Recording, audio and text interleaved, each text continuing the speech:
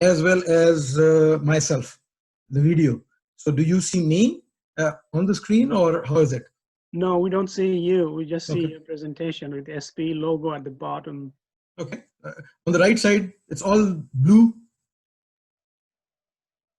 for you. The right side, what do you mean? It's Where it says on the top, it should be a yellow, then D, and Yes. underneath D, do you Yes. see blue color, or do you see pictures of people? No, it's a blue color. Good, good. That's what I want you to see. I'm seeing pictures as well. So now we are on the same page. Thanks. Okay, great. So here I am. Let me start first on giving you a little bit of background of why this topic, I picked this topic. And then we dive into the topic itself and what I've learned and why I'm sharing this topic. So as Salim mentioned, 32 years, my blood is extremely blue, like the background over here. And in 2007, so 13 years ago, I'm just going back in time, I was turning 20 in Schlumberger at that point, and I was inside a DAB committee, which is Discipline Advisory Board, and we got together, asked to get together for 2 days and think about workflow, collaborative workflow of the future. That was the theme given to us. In 10 years' time, future was defined as 10 years from then, what we could be working on, what could be the workflows, and come up with a work plan which we would share with our CTO then, which was Ashok Bilani, the Chief Technology Officer. So we were discussing things, and I made a comment, and maybe a naive comment, an innocent comment, just a comment that as a petroleum engineer, all my career has been a petroleum engineer, whether it's a production technologist or a formation tester or production logger, but I'm a petroleum engineer. So as an active petroleum engineer, especially borehole centric, I see when we are looking at and we're breaking the field, life of an asset, or life of a field, life of a well, and discussions were ongoing. So if I come to life of a well, as a petroleum engineer, I see myself and my colleagues of similar skill set heavily involved before we drill the well. So we pick up the location. We are involved in that. Our say matters. Then we are again heavily involved when the well is already drilled and is given to us. Go define your completion, produce, monitor, do the remedial work, and keep on producing from it. Look at the reserves and talk about all the other stuff. But while the well is being drilled, we are not in that holy room where, whether you call it a war room or whatever it is, we are not part of that workflow. So why? Why not? And that was the comment I made. It resonated a little bit, and it went up the chain. And as an end effect of that was in 2008 March, I was asked, Shahid, you've done enough on the open hole, cased hole, wireline part. Move into drilling and measurement headquarters, start your reservoir engineering group over there. And now we are allowing you, we are opening a door for you in this room. Now you have to go and find a seat on the table and raise your voice so people can hear and communicate with you. So we are only giving you an opportunity. If you find it, excellent. If you not find the space, then you get the answer to the question that you were asking. So it started from there. So 12 years ago, I moved into the drilling and measurement. And whatever I learned, and I will share with you 2 primary questions that I had, and my learning of those 2 questions is what I'm sharing with you as my learning is this reservoir engineering while drilling in horizontal wells. Disclaimer number 1, the horizontal wells I'll be talking about is all conventional, not unconventionals.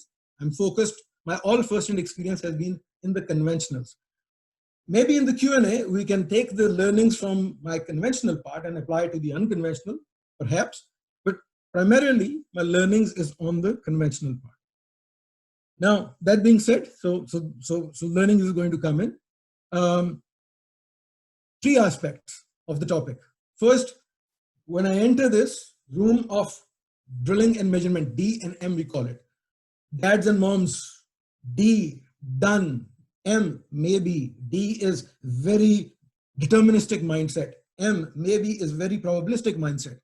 Completely 2 different ways, and you are looking at the bridge. Okay, here I am trying to find the bridge.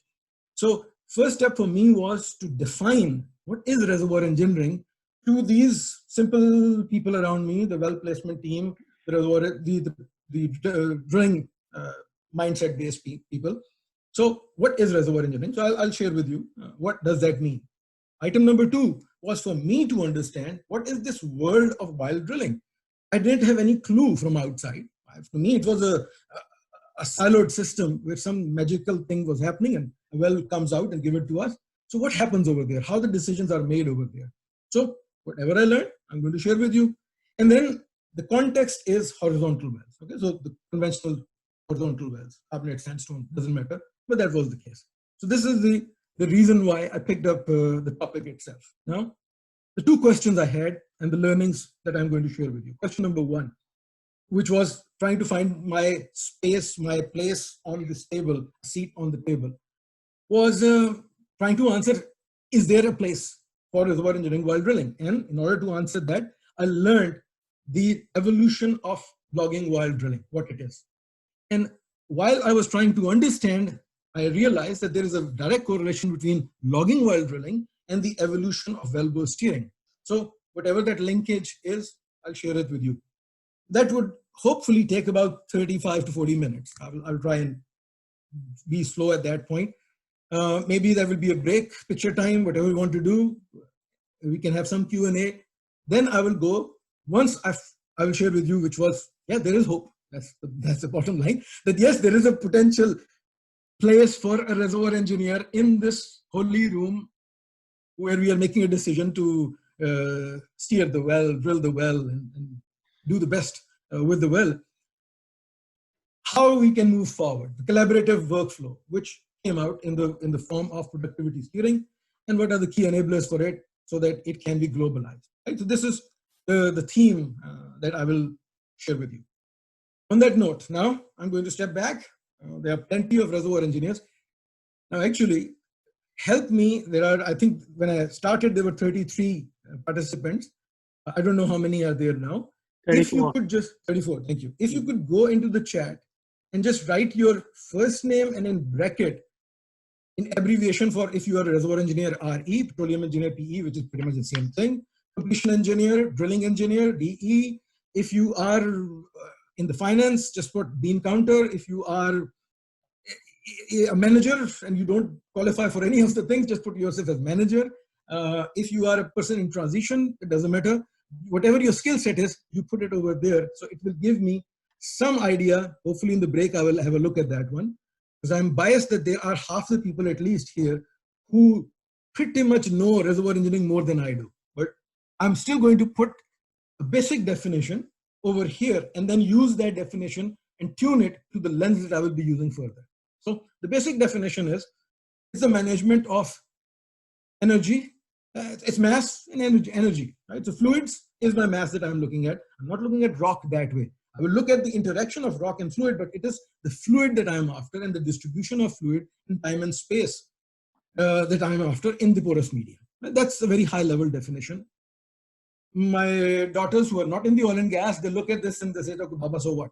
So for them, I have to make it into so what, that my whole objective is, by using this knowledge, skill set, I would like to go and estimate recoverable reserves, not just the reserves, recoverable reserves. So that is my item number 1. Any data that comes to me moving up into the information, when I put my lens on and I look at that information, I'm trying to see if I can link it to recoverable reserves. If the answer is yes, excellent. Alhamdulillah. If not, okay, park it somewhere else. I may not have the skill set right now. Maybe day after tomorrow, I'll look at it again. Then the second part is maximize the recovery. It could be borehole centric, which was my primary learnings, experience. It could be reservoir centric, which means PI on one hand, recovery factor on the other hand. It's a combination of the two. It has to be cost effective. So this is how, whenever I will share with you my learnings, I will step back and say, okay, let's wear the lens of the reservoir engineer and gauge the value of information. So the value would be trying to address A or B. That's reservoir engineering. So hopefully now you can all be with me on when I'm looking at the things, how I'm looking at the things, what lens I'm using. Now I take you on to the horizontal wells. Again, the list of people will probably show that half of the people have deep understanding of horizontal wells. maybe more towards unconventional here, but globally also. So what you are looking at, and let me just click on this here. So this brown curve is, the buzzword is geophantasmogram, someone's fantasy, it's geologically. So or geographically. What you're seeing here is the reservoir, so-called reservoir. And there is a horizontal well, there is a vertical well. So what? Now we come to the so what part. That someone earlier on looked at it. And this someone is most likely in the mid 80s, because that is where the industry had a big shock.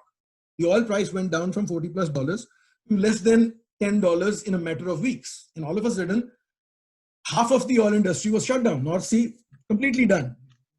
Every place was struggling because $22 per barrel was sort of a break-even price globally. Middle East could survive at $5, maybe $3 at that time. So for the things have to change. And if it doesn't kill you, makes you stronger. So what came out of that so-called downturn was the value proposal of assessing our reserves through horizontal drilling. Maybe on a well-by-well basis, a horizontal well could be 2.5 times more than a vertical well. But on an asset basis and on a reserve basis, it is much cheaper. The word cheap is cheap, but I'm using that word over here. It's much more cost effective. That's a much better word. But this is again beam counters, money one, no technical description over here. So the technical guys looked at this opportunity and said, here is Brown, my reservoir. I'm going to place my well over there. And who can tell me how much, what should I do over there? What should be my applications? And Dr. Joshi came in the mid 80s and gave us a nice book and told us that, look, if you were to go and drill, and on the x-axis you have the well length, the horizontal length. On the y-axis, he is presenting to us the productivity gain of a horizontal well compared to a vertical well, everything else being the same. Reservoir thickness being the same, the friction being the same, skin being the same, permeability, anisotropy, fluid composition, everything else being the same, only if you were to drill a horizontal well instead of a vertical well, what you could gain. So the variables he showed, the scenario analysis he did was, let me vary the thickness of the reservoir. So if my reservoir is 400 feet thick, and I drill 400 feet into it, it doesn't matter whether you are what you call it vertical or horizontal, they both will potentially produce the same. So your horizontal well to vertical well productivity gain is 1. But if the reservoir is thin and is 25 feet, and you were to drill much longer, so if you drill 1100 feet into it, into a reservoir which is 25 feet only, then a horizontal well has the potential to produce 10 times more, provided everything else being the same. So it was one way to justify for the people to look seriously into drilling horizontal wells, completing horizontal wells, and producing horizontal wells. Then other applications came out. For example, if we are in a reservoir where we have dispersed sand bodies, meandering sand or whatever the sand bodies are, and we were to go and drill vertical wells, vertical well may cut 2 or 3 of these channels if we are lucky.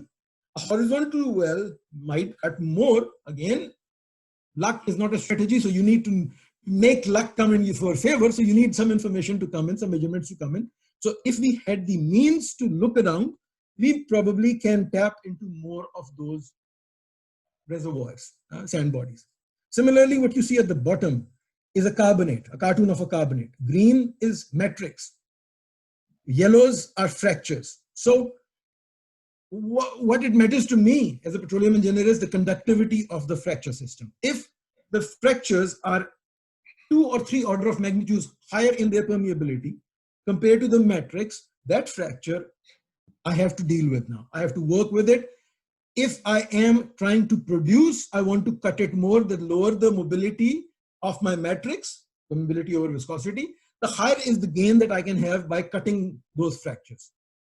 And or if it is an injector that I'm drilling, then I want to avoid cutting those fractures. So by knowing the morphology of the fractures, by knowing their orientation, their apertures, and everything else, there is a decision that I can make to how I want to steer and cut these fractures.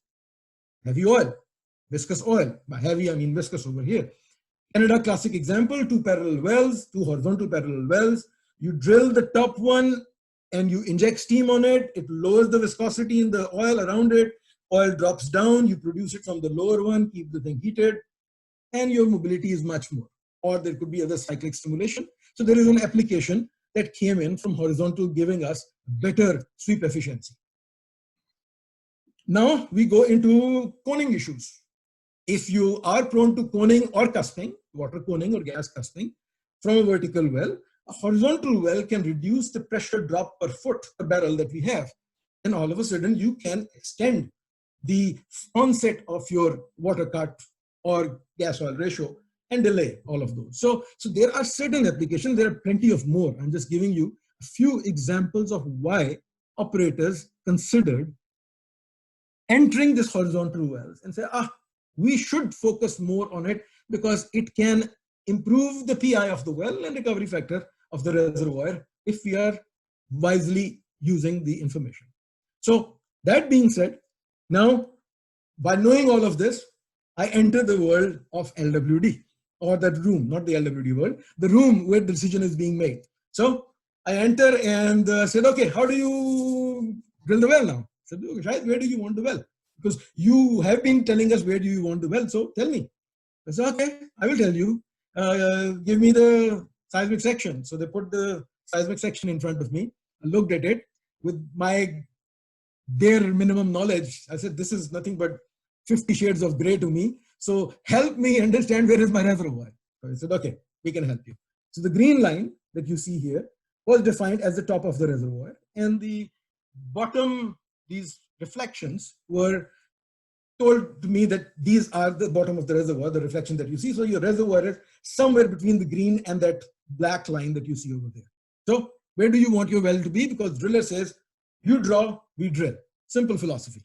Okay. Now I could have constrained geographically offshore. So I said, okay, from here, I want to go and enter the reservoir at that point and assess these reserves. So that was my wish list. So here I was, okay, I want to enter at 10,000 feet, 3,000 meters. I want another 1,000 meters of horizontal section. So I put my wish list in front of the team who was about to go and drill.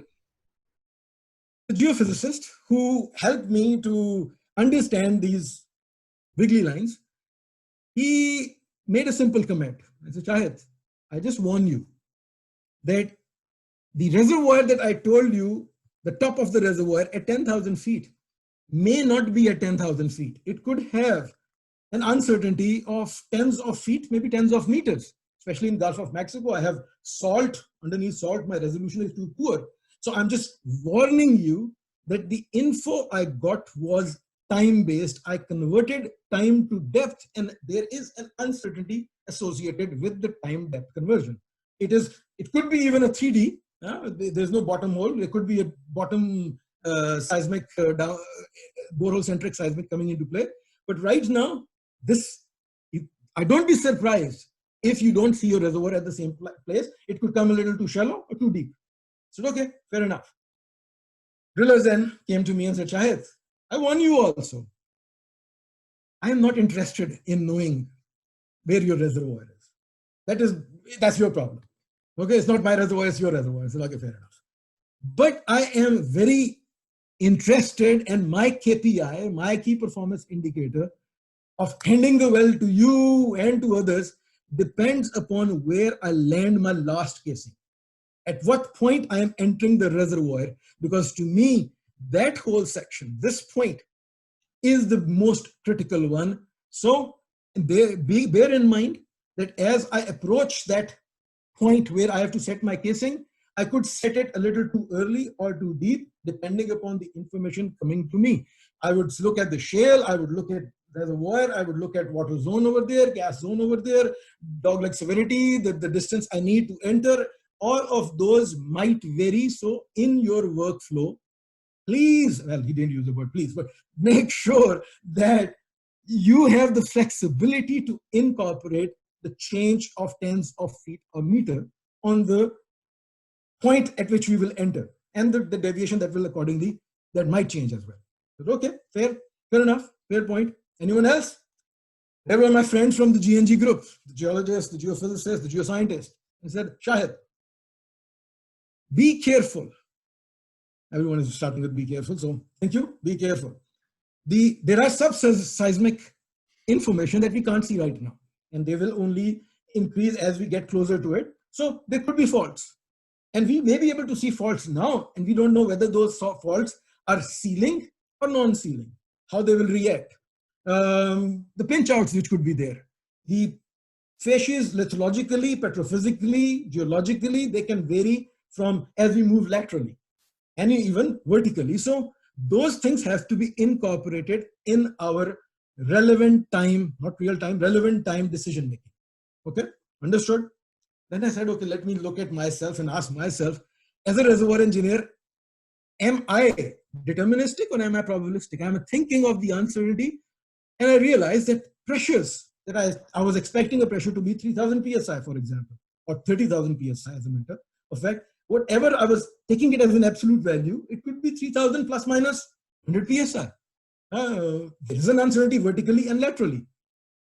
Connectivity, the two fault blocks, facies blocks, they may or may not be talking to each other. There could be a potential cross flow that can evolve by not incorporating the connectivity aspect of it.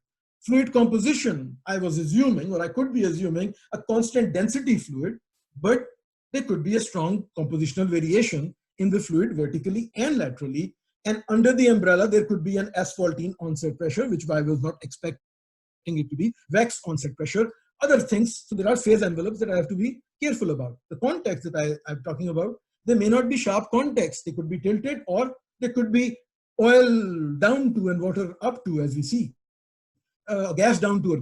All those buzzwords are there to tell me the transition zone is also very much physical. So that all has to be incorporated as we enter the world of well drilling. That was phase number one for me, an awakening to realize that it's not just draw and drill.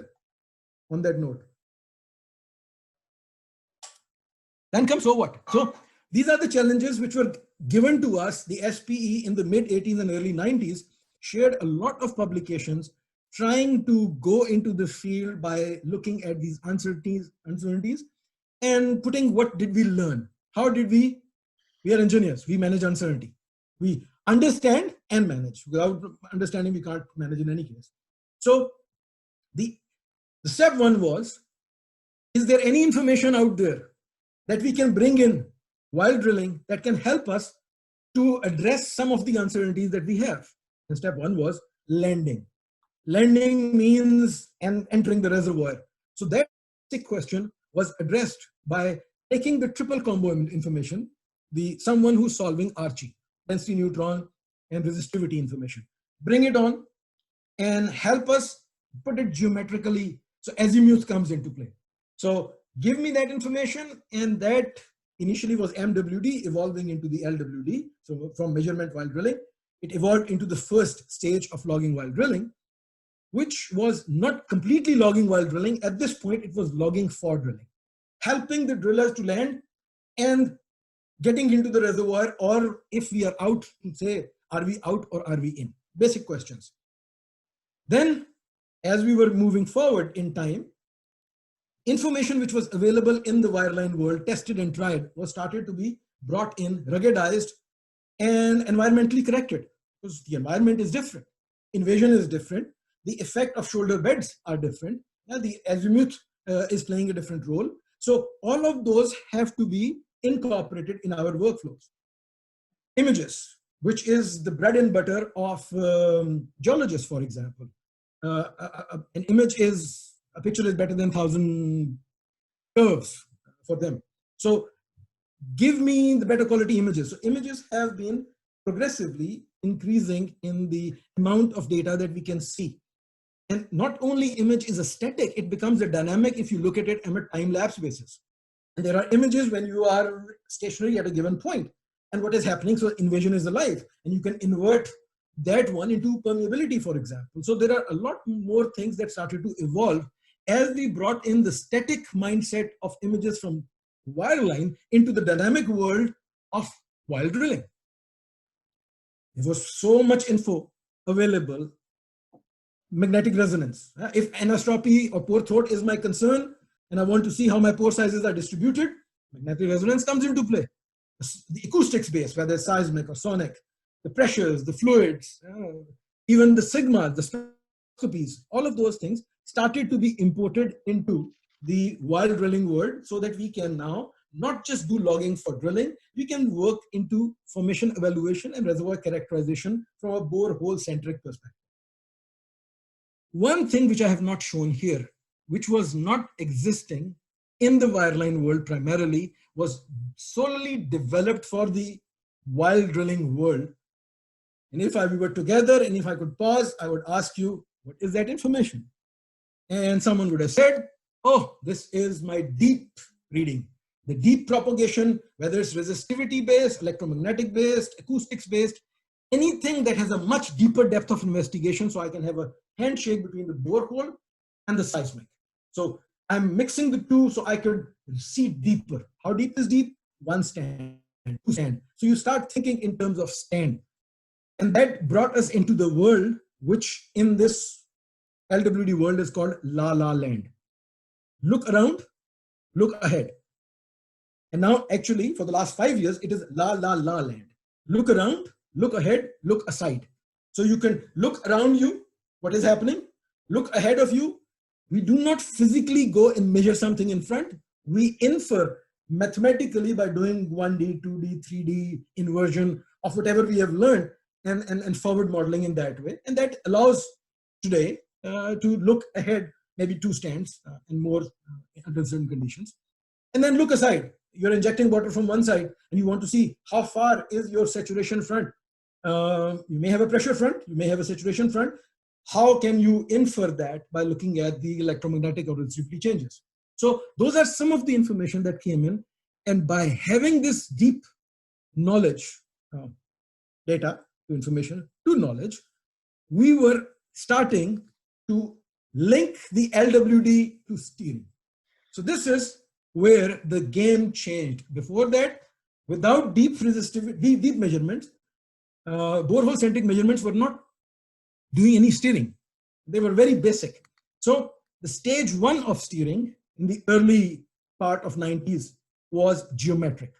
Give me the coordinates, bullseye, I'm going to hit it. Now, if there is no reservoir, that's not my problem, because you asked me to hit the coordinates. And we said, okay, sorry, I will also tell you that you have to be in the reservoir and you have to be at least 5 feet below the top of the reservoir, or maybe 5 feet above the oil water contact. So we started to impose some more constraints, lithological constraints, fluid-based constraints, geologically constraints, and that brought us into geological steering. That was the second evolution of steering. And what I learned after that was we could read even deeper. And instead of one layer, we can read into structures, how they are evolving, and we are taking the way the fractures are distributing, and we can actually place ourselves much better inside the reservoir, inside the structure itself. And it became a structural steering. Then we started to import all of that. And what is happening now with the advent of cloud-based information, where we have not, that is true collaboration. One person's noise is another person's signal, which means we can work hand in hand. And I give the example right now, and I will come back to it later. That images is a classic example.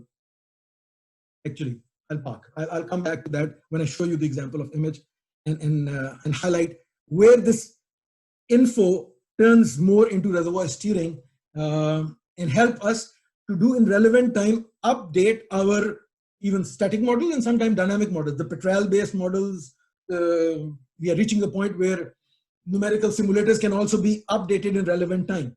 And I will touch upon that as we move forward. So this is the evolution that I have seen over the past 15 years or 20 years on the LWD world. So the mindset of the people in that war room has changed from being reactive to proactive to being much more strategic. And again, these buzzwords, I will elaborate more when I wear the lens of my reservoir engineer and see, does it make sense? Are we still reactive? Are we still proactive? Or are we actually strategic? So that's something. Now I'm going to wear my lens, because I shared with you broad-based information. Now I'm going to share with you some tangible examples, 2 examples in particular, which fascinated me a lot. First one was the image that you see here. Oops, I was not planning to use that. So let me go and say no pen, just laser pointer. I should be able to ignore that, but anyway, ignore this red line right now. That is unintentional. What you are seeing here are these images. Again, I'm not an image reader that way. So I asked my geologist friend, can you help me understand? So he took all that information, say this is smiley face this is smiley face that, I'm cutting at this angle. So he put all of these fractures along the borehole. I said, yeah, I have highly fractured zone over here. And he talked about a lot more potential loss circulation zone and da, da, da, da, da. So all of that information was here. Now, I will, when you see information at the bottom references, these are the references that you can go and read more. This example is borrowed from somewhere. So that reference is cited over. And there will be plenty of citations coming in. So, but looking at this, geologist was extremely fascinated, right? He saw fractures. Yeah? If he doesn't see fractures, no fractures. That may be good for some, but for him, there's a lot of fractures. So he was extremely dynamic in his at that point in time. So, as a reservoir engineer, when I looked at it, I have one question. Important. Fractures are important, no doubt. But and they may have a link to the productivity which I'm after, because I am thinking PI in the back of my mind, recovery factor in front of me. So, are these fractures open or are these fractures closed? This was my primary, which means conductive or non-conductive. So, can you help me understand that? And the geologist scratched his head and said, I can infer, I can deduce, but I'm not directly measuring it right now. But there is one skill set that may have the answer. Let's go and ask that person. So we went, and that person was a geomechanical engineer. So we went to the geomechanics guy and said, girl, and he said, can you tell us, are these fractures open and closed? And all of a sudden, now we are speaking a language which is tensor, because it's directional dependent, it's pressure dependent. So as a petroleum engineer, I was so excited that I'm not just looking at dead wells, static. There is life in it. And that life is looked at by the geomechanical engineer. And we are talking the changes over time and space the same way as we look at it from recovery factors. There is a direct correlation of the output of a geomechanical engineer to the recovery factor of the reservoir and the PI of the well. But what it did allow me at that point in time in that room was that whenever the geologist did his interpretation, he looked at me and then looked at the geomechanical engineer and said, Shahid is going to ask that question, can we have that discussion now? So at least I was aware, I was able to enter their static world by adding another uncertainty and trying to say, can we understand a little more? Now, on that note, this is where the thing that I was about to share with you a few slides earlier, and I parked it. So that is that image, and you look at it, this is a beautiful quality image. We are in the LWD world, which means it's not a pad tool, it's a moving tool. So the buttons are all moving. You are inferring with the rotation, what is happening around you, 360 degrees. And sometimes the geologist, before it is interpreted, they say, I did my QC and the data is poor quality. I'm not going to spend my time right now on looking at that portion of the borehole. I will go to the zone where I have beautiful quality, interpretable quality data. So I will get the info there and then I will come back to this poor quality data. So the question was why the data is poor. Yeah, it's poor, fair enough, but I'm more into the cause of it, not the effect of it. And the cause 80-20 rule is 80% of the time in the LWD world, when the image quality is poor, it is related to something to do with stick and slip. The tool is not smoothly moving, it is shaking, it is jerking. Why? The borehole is sticky. Maybe it is rugose. The hole is not gauged, well shaped. the friction is too much, whatever the reasons are. Too thick mud cake, no mud cake, there are plenty of things. And those are all inner boundary condition to the geomechanical engineer, because the role of a geomechanical engineer is to give us, by looking at their pore pressure model, by doing the modeling, is to give us the right mud weight so we can have a very nice gauge hole system. So something in their assumption violated, which means they should go back into their model and take this additional information and incorporate that so that we can nail it down right now and avoid it from happening in the next stand or the thing afterwards, because we can do something. So in the past, the geomechanical engineer was looking at the data a couple of stands behind in time because they didn't have the means. But now the data is residing in collaborative workflow in a cloud somewhere. And the moment the geologist says bad data, poor data, I'm not going to qualitative data, that is then one person noise, another person signal. That is the signal the geomechanical engineer wanted, that don't go anywhere. The data that you're looking for is there. Go and zoom in and find out, are we entering a different petrophysical property zone, geological zone? What is different over here? Do I have to change my mud weight, mud system altogether? So, am I too slow? Am I too fast? Something has to change. So, and is this happening only here? Can I see it right away in another well, which we are going in, and we have losses over there, and it's the effect of that one. So you can scale it up into from a single well to a multi-well to an acid-based in the relevant time, and proactively address the issue rather than reactively going back in time and sorting it out. So that was one big plus that came in only by asking the question, open to closed fractures. Now I go to the second one, which is the La La Land.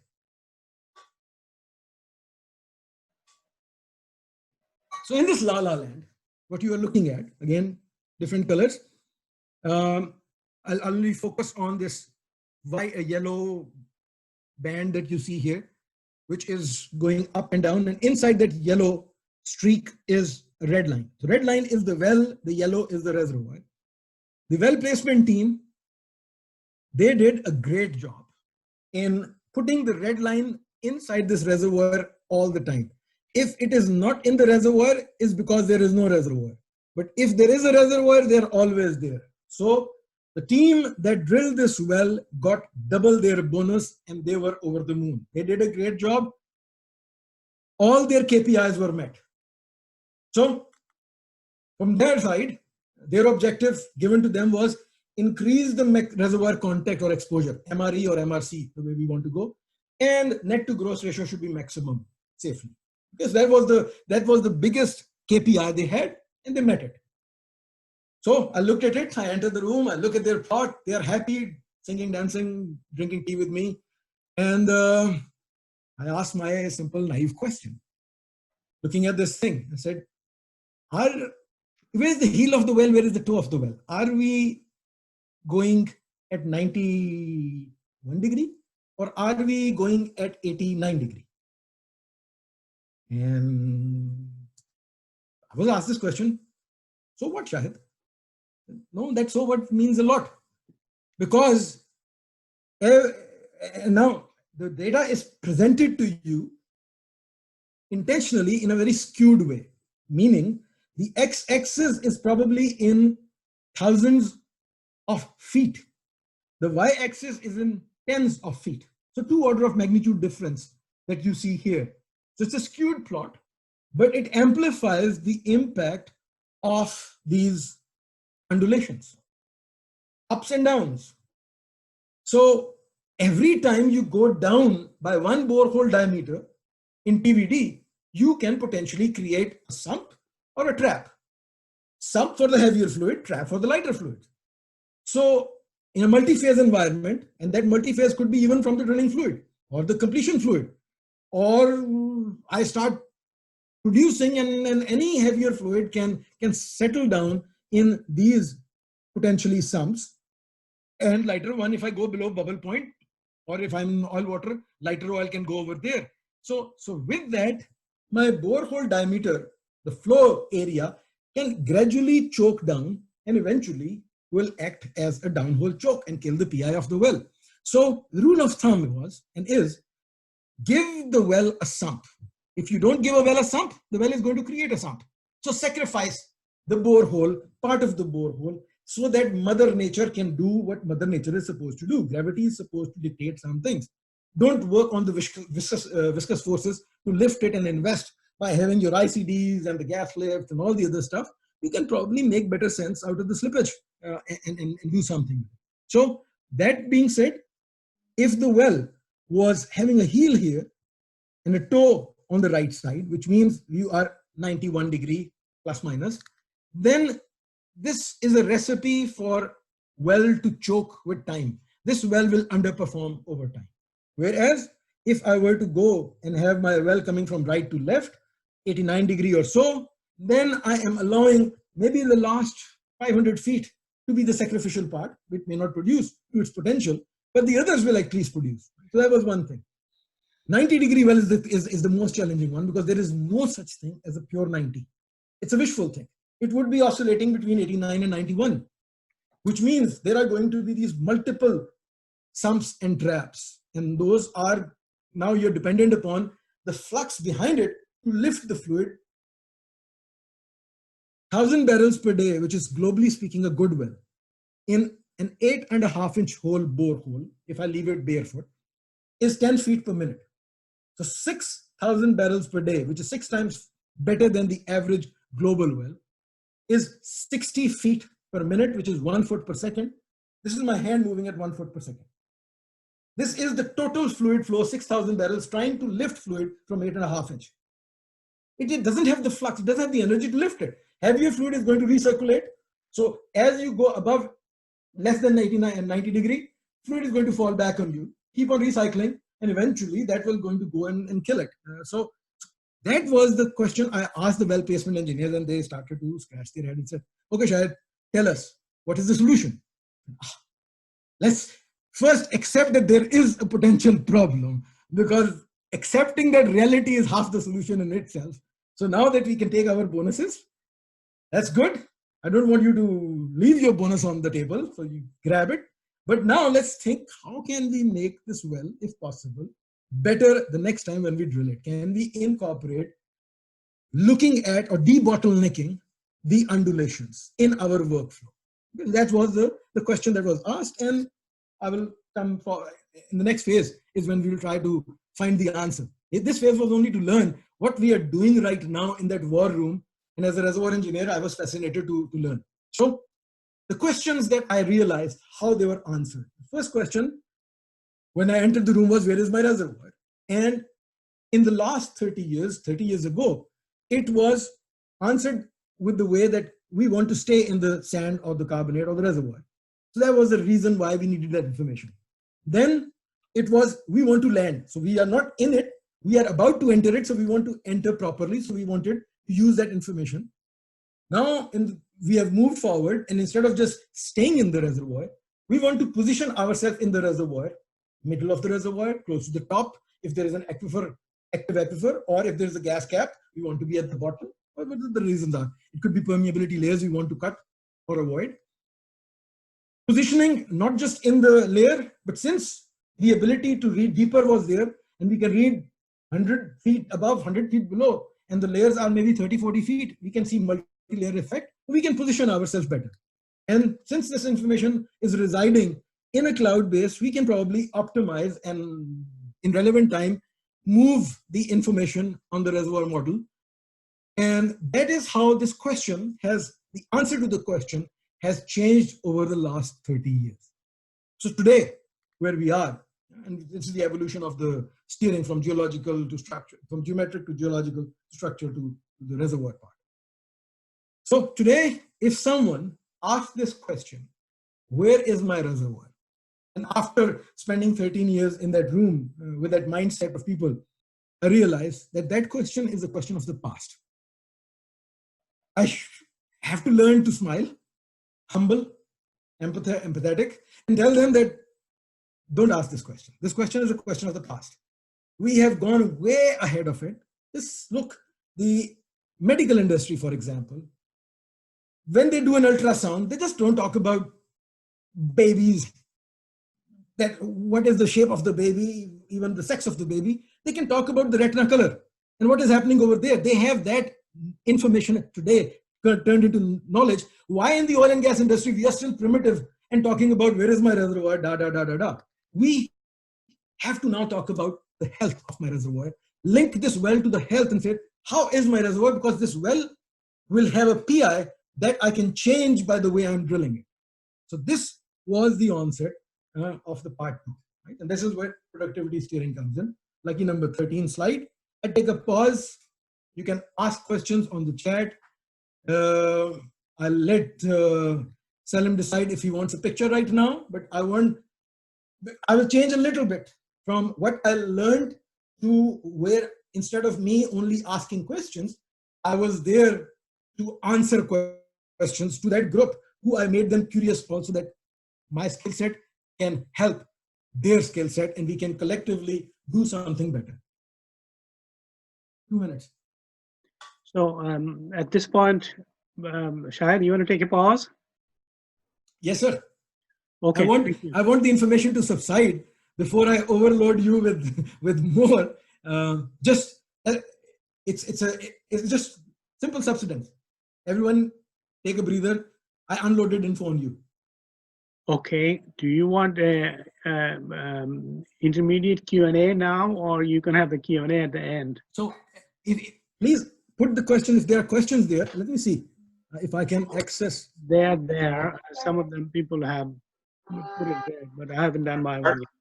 So if you can just look at it, if there are questions, or even if you do not have any questions now, take a minute to put the questions there for whatever I have shared with you so far, so that you don't forget about these questions, because the next phase may be, I will take you into a slightly different tangent, not too far away, because the objective is still the same. We want to go and have a better quality well now.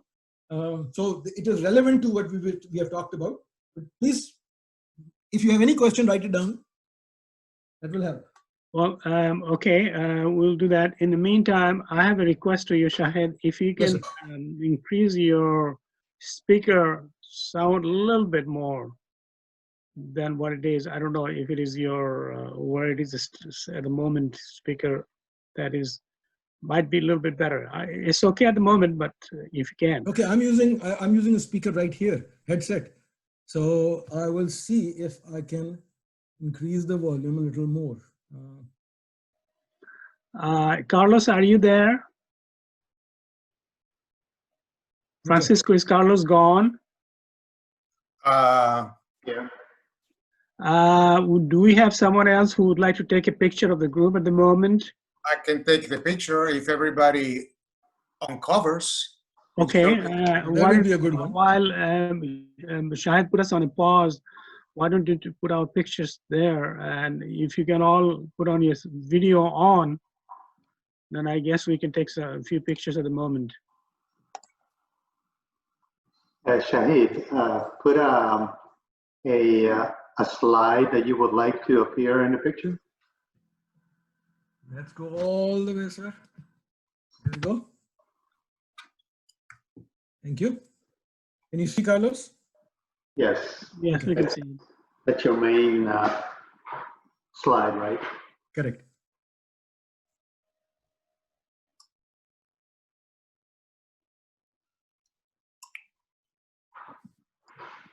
Yes, we're waiting for a few to show their video if they want to. Ayodele, Chris, Herman, TT, Ben, Mahali, Scott, Kevin, Miss Hong, Kathy. Yep.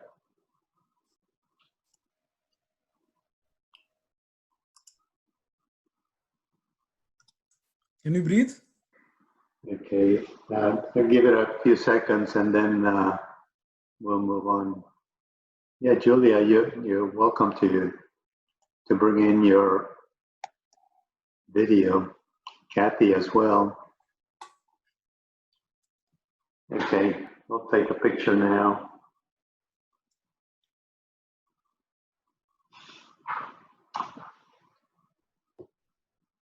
Francisco, if you let us know when you're finished with your pictures. He takes a different type of picture as well. Mm-hmm. I already done that. I take it care of. And my friend Shahid is looking like a Hollywood actor. So I make sure that he looks good. Thank you, sir. You see nothing but reflection of yourself. Awesome presentations, both of Fabian and Shahid. Thank you again, Shahid, for coming. You're welcome, sir. Yeah. I will now go on to slide number 13. And Well, don't go yet. I was hoping that Shahid was going to have a lot more questions. However, your teaching today was awesome, because you don't have questions is because you have uncovered a lot of stuff for all of us that we had no idea. That's why we can really have questions. Now I have one. I didn't quite get the one about sump area. He says that the drillers will create the sump because naturally the well is going to create its own sump. Would you explain that a little bit? Okay. No, I'm not pointing fingers at drillers. Actually, it's not drillers that are creating the sump. When I look at this graph here, the objective given to the well placement engineer was that here is a reservoir and the reservoir is not flat. We are in a faulted system where the reservoir structure is moving up and down. So they were asked to go and place the well inside the reservoir.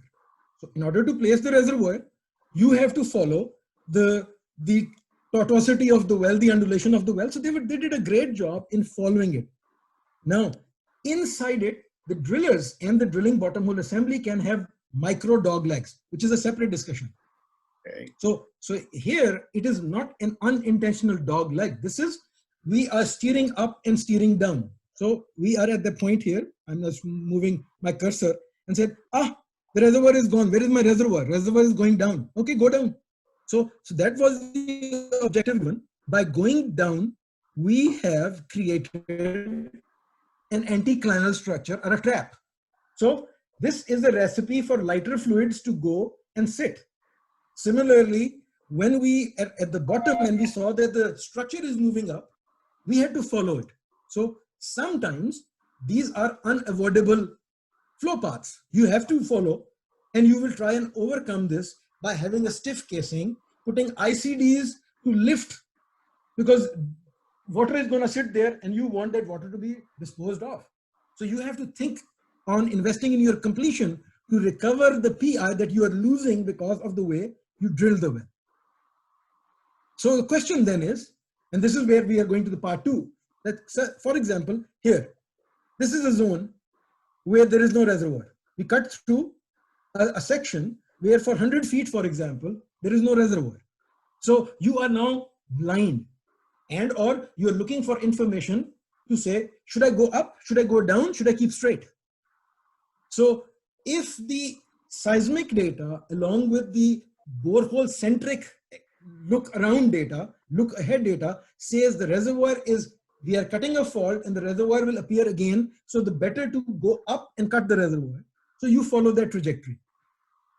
As a reservoir engineer, if I have the means, now I'm using the word if here, that if I can say, stay here straight, sacrifice 200 or 300 feet of this reservoir, be straight, think of it as a spacer in my completion. I'm not going to perforate here. What I'm going to do is I will avoid this trap and I will keep at 90 degree. So I'm debottlenecking this. I will not have access to this reserve. So I'm sacrificing this, but the impact of that trap is more detrimental than having the gain by accessing those 200-300 feet. The question is, do I have the ability to forecast that and do that? That is the second part of the talk. Okay, so your question is relevant. Yes, you answer my question, and that created another one. Yes, sir. I remember back then when they first started with horizontals, they used to aim for a 30-feet thickness, because in that way, when they would get to the horizontal, they got 30 feet to play with. But listening to you today, and correct me if I'm wrong, if you move in an area of 30 feet thickness and you go up and down, if I heard you correct, you could be changing the fluid weight fairly easy, and then you end up dealing with two fluid weights. Did I understand you correctly? Correct. It doesn't matter whether the thickness is 30 feet or 3 feet. As long as, so you have to separate geographical or whatever, two separate geometrical constraints. One is the thickness allows you the flexibility that you could be up, you could be down, you don't care. The thicker the reservoir, as long as you are in an isotropic homogeneous rock and fluid, right? Some variation has to come in to say, don't be there because you are getting into gas or compositionally graded fluid.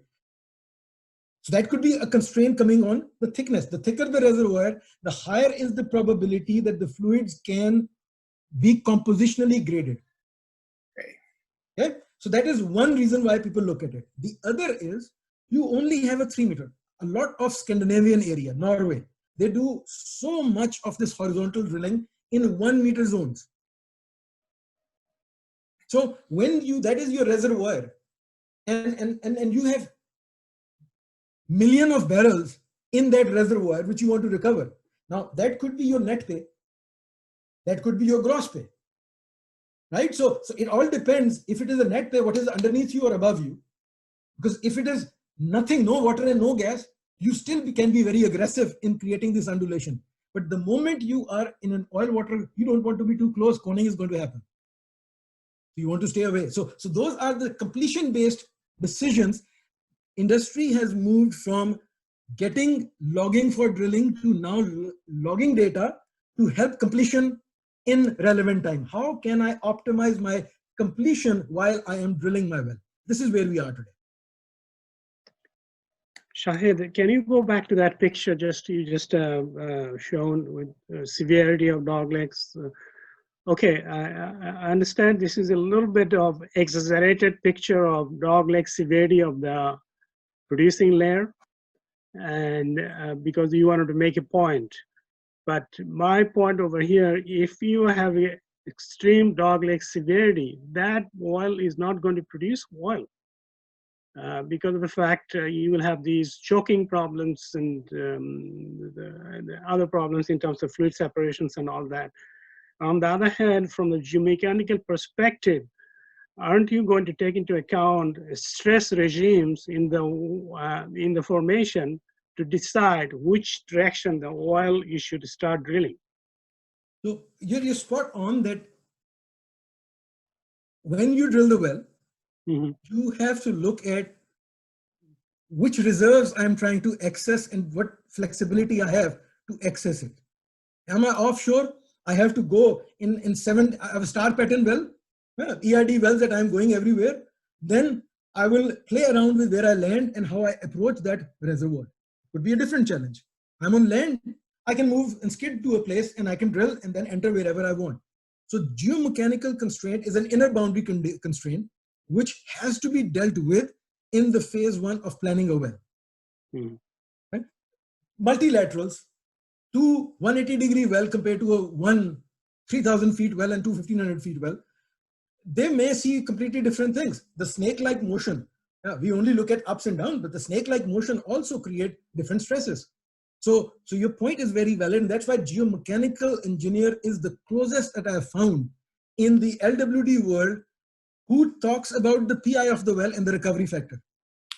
Not net to gross, not maximum reservoir contact. Their KPI is the same as a petroleum engineer's KPI. Because I was trying to find common ground. And as we move into the second part, you will see me giving more examples of those common grounds, how we can all share the workflow where there has to be something common for all of us. If not, then it's a relationship which is a one-way, one-directional, one-dimensional relationship.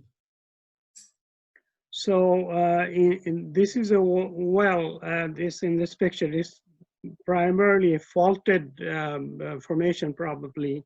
True. That's why you see, and the pinch out probably not so much pinch out I see in here.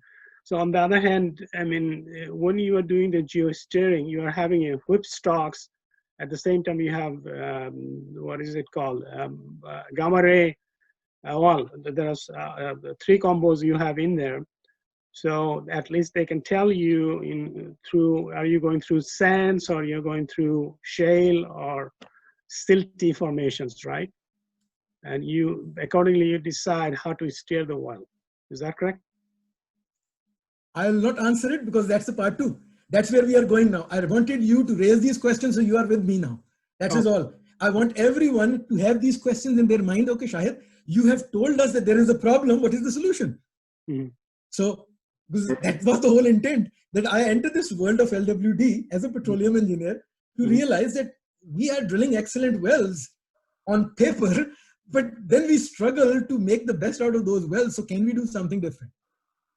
And what do we have to do something different, right? So I'll now move to what is this under the umbrella of productivity steering. That is where the question will be, hopefully, whatever I've learned. Under certain conditions, it will be a simple, straightforward answer. Under certain conditions, it will be highly probabilistic. So hold on, you're with me. I want you to keep that question alive. Okay. I have one question before. Yes. Yeah. And I have my apologies. I have been in and out here, and hopefully, you haven't answered this one already. But in different fields, what we see over time, what we have seen is there are more problems with completions due to different deviation, the type of deviation, dog legs. One in particular is what we call the micro dog legs, which we don't hear very much from the operators, in the service side, from the operators of problems that a frac plug or a device going through the casing, and they've realized that they have micro dog legs. And maybe a comment to a question, and maybe you will address this, is that what does the operator have to do to make it a better well without those micro dog legs, which bring lots of expenditures of presetting, milling, and even problems beyond that after milling that bring them. So anyway, just a comment, and maybe you can bring some. So when we were talking about we briefly talked about in slide number 11, when I was going over these undulations, I said these undulations are not dog legs, driller's dog legs. These are structurally well placement have created this, and there are micro dog legs also. We talked about that briefly at that point, but I did not. In a barefoot completion, the micro dog leg is there that you have to produce. You will see the effect of your production. Now, the micro dog legs affect if you want to complete the way you have asked, that you want to go in. The longer your step you are going in, the micro dog legs will be higher. But before we go into that one, we park that question, and I will bring in, that is one of the uncertainties that is inside the PI envelope.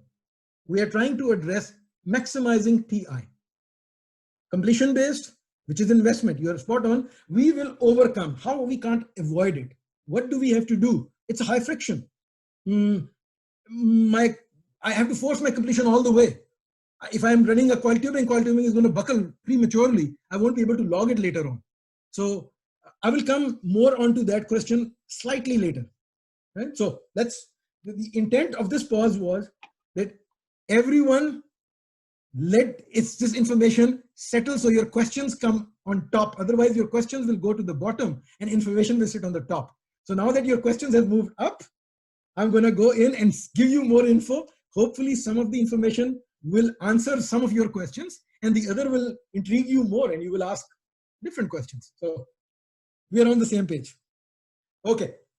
Now, you can keep the videos on, you can keep the videos off, it's up to you. I will go in and move forward to the second part. So in part one, the whole team realized that team means industry in general, but I'm using this example of my first-hand experience, that there is an evolution of our steering workflow, which could have the goal of something to do with productivity.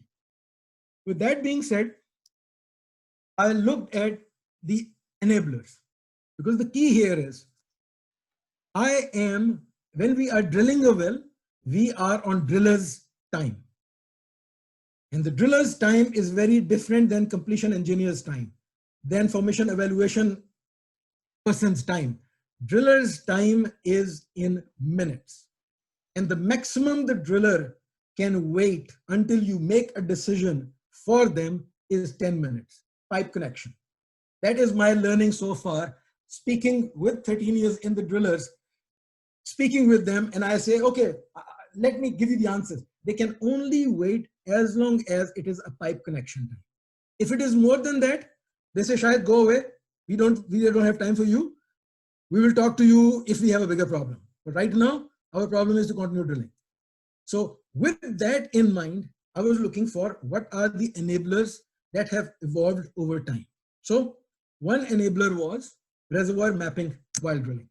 I'll touch upon, which is an extension of what I shared with you in slide 11.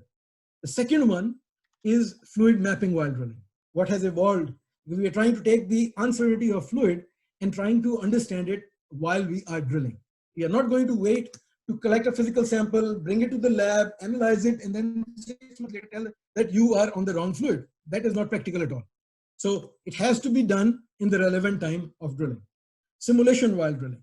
This subject, I was surprised that the first IP which was given to simulation while drilling had the bracket SWD, simulation while drilling, was in 1952.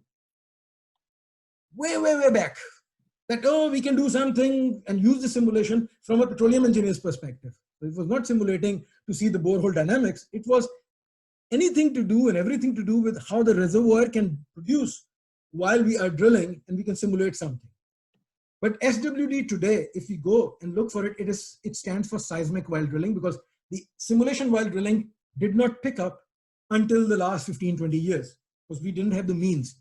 So what happened in that world is 3 workflows have evolved, and I will share with you what are those 3 workflows. One is called single well predictive modeling. How that has helped to make us answer some of the questions in the relevant time, the pipe connection time, or that is the goal, to answer those in a pipe connection time. The mindset of PI while drilling. And the last one will be the real-time productivity steering. So I'll go and touch upon these 3 now, or the 5 now, the first 2 and the last 3. So now, the example you see here for the reservoir mapping is from Australia. I think it's a 2015 plus minus publication. 6 wells, 15 multilaterals. So these are drilled. The zone is extremely faulted. So the challenge was, you have to place the wells by looking around all the time. So you are doing these deep or ultra deep electromagnetic at the borehole to reservoir scale, hundreds of feet. And at the well scale, you have this microscope. Actually, there are some microscopes, but you have something which is looking at the images. So you can see the sharp, high resolution data at the borehole level, and then convert those into the calipers, into the other petrophysical properties, solve the Archie as well. And through all of this, there was an active water down below. There was no gas, but there was a water which was also active. So with all of this, the paper presents that the reserves were increased by X%, whatever that number is. So for me, by logging these 15 multilaterals, the 3D image that was created was excellent as far as the static is concerned. So if you add on to it the energy distribution and the fluid distribution, fluid on typing was there. Is it oil? Is it water? Is it gas? That is fluid typing. But the compositional grading of fluid, which is where the real info of fluid comes in, was not there. So this was a recipe that if you add on to this workflow the fluid and pressure distribution, then you can, and permeability in the background, somehow you have to correlate permeability and anisotropies coming in. then you should be able to move from the reserve to the recoverable reserve. So this was still a question. I was not answering. I was inferring that, look, the industry is there. All you need is add that one, and then you can talk about, instead of 11% increase in your reserves, you will talk about how much percent is your recoverable reserves, which is much more important to me. Now, I take you on to what I learned has happened in the fluids part, ability to see the fluids. The cartoon of gas, oil, and water over geological time, it's a no-brainer. You should expect a P90 is gas should be on the top, oil in the middle, water in the bottom. If it is not the case, then something is going against gravity, which means you have faulted system, some zones which is overriding, and that is not the discussion here. The discussion is we should expect gas on top, oil in the middle, water in the bottom to begin with. The dilemma is that the oil should not be expected to have a constant composition, constant density, constant API, constant GOR, constant viscosity, constant asphaltene, even not just the asphaltene content, but the molecular scale. You can have a less than 5 nanometer on the top and 5 to 10 nanometers asphaltene on the bottom. So you can see compositional grading of asphaltene. Gulf of Mexico has classic examples. So those things are all there. We have to accept the reality that it is more likely that we will have a compositionally graded fluid.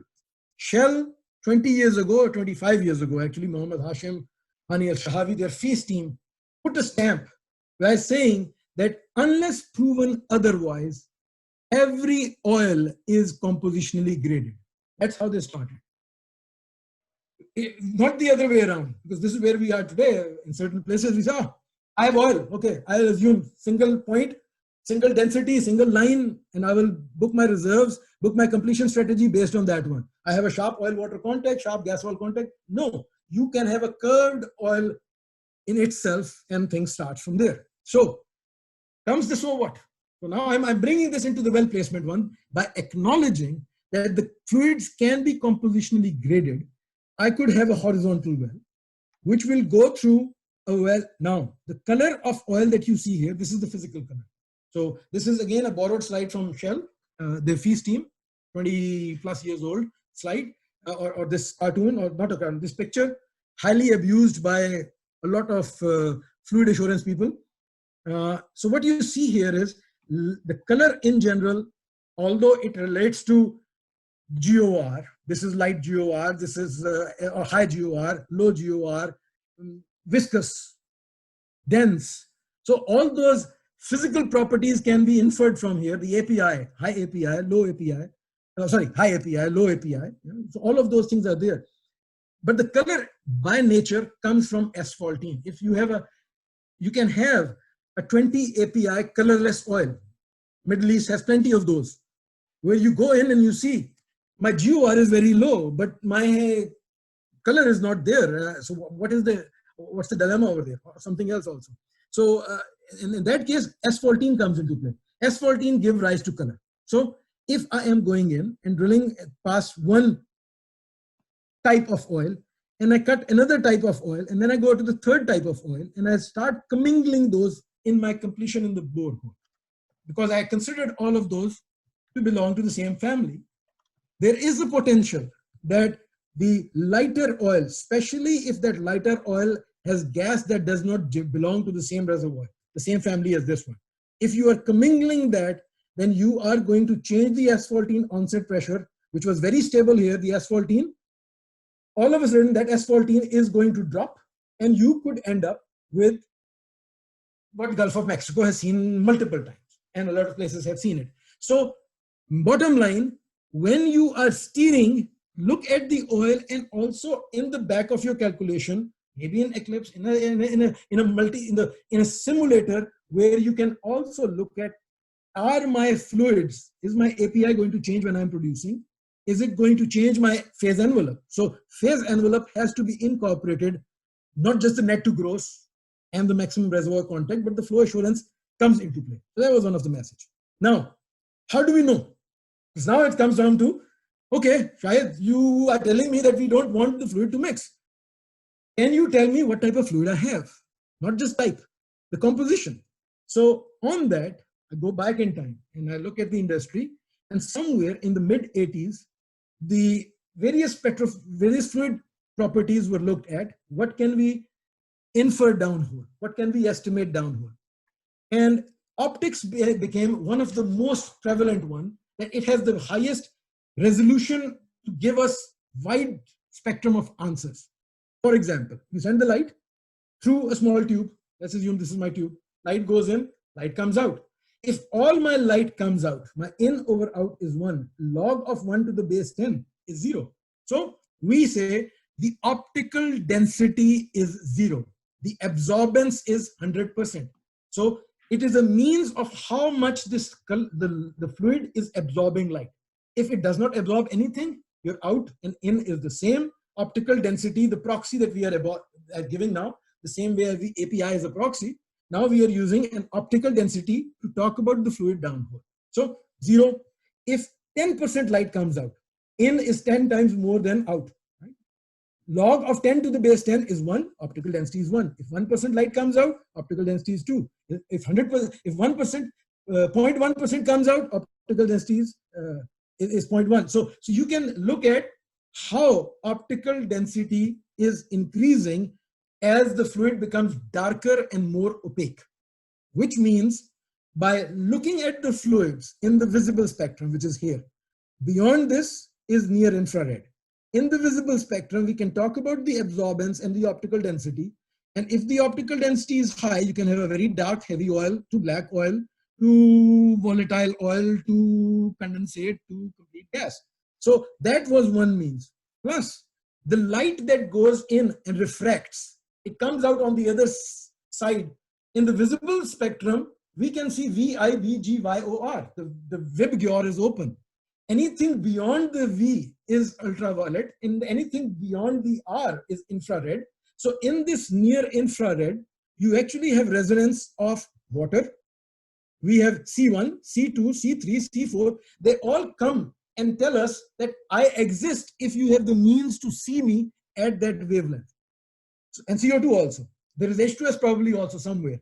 There are other elements that you can do a detailed spectrum analysis, elemental analysis, compound analysis, whichever way you want to look at it, by looking at the light and how the light is behaving as it goes through a medium. What reflects, what refracts, the refractive index, and beyond that. So that was all.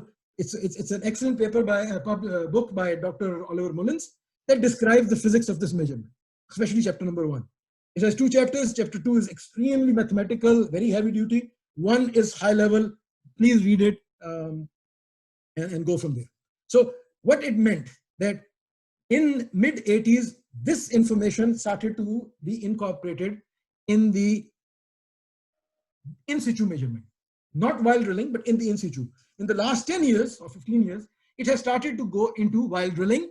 And today, while drilling, I'm citing some papers, there are plenty of publications that talk about, you can see the GOR, you can see the C1, C2, C3, C4, C5, C6 plus, maybe formation volume factor, which as a reservoir engineer, I would love to have, S14 content in 8%.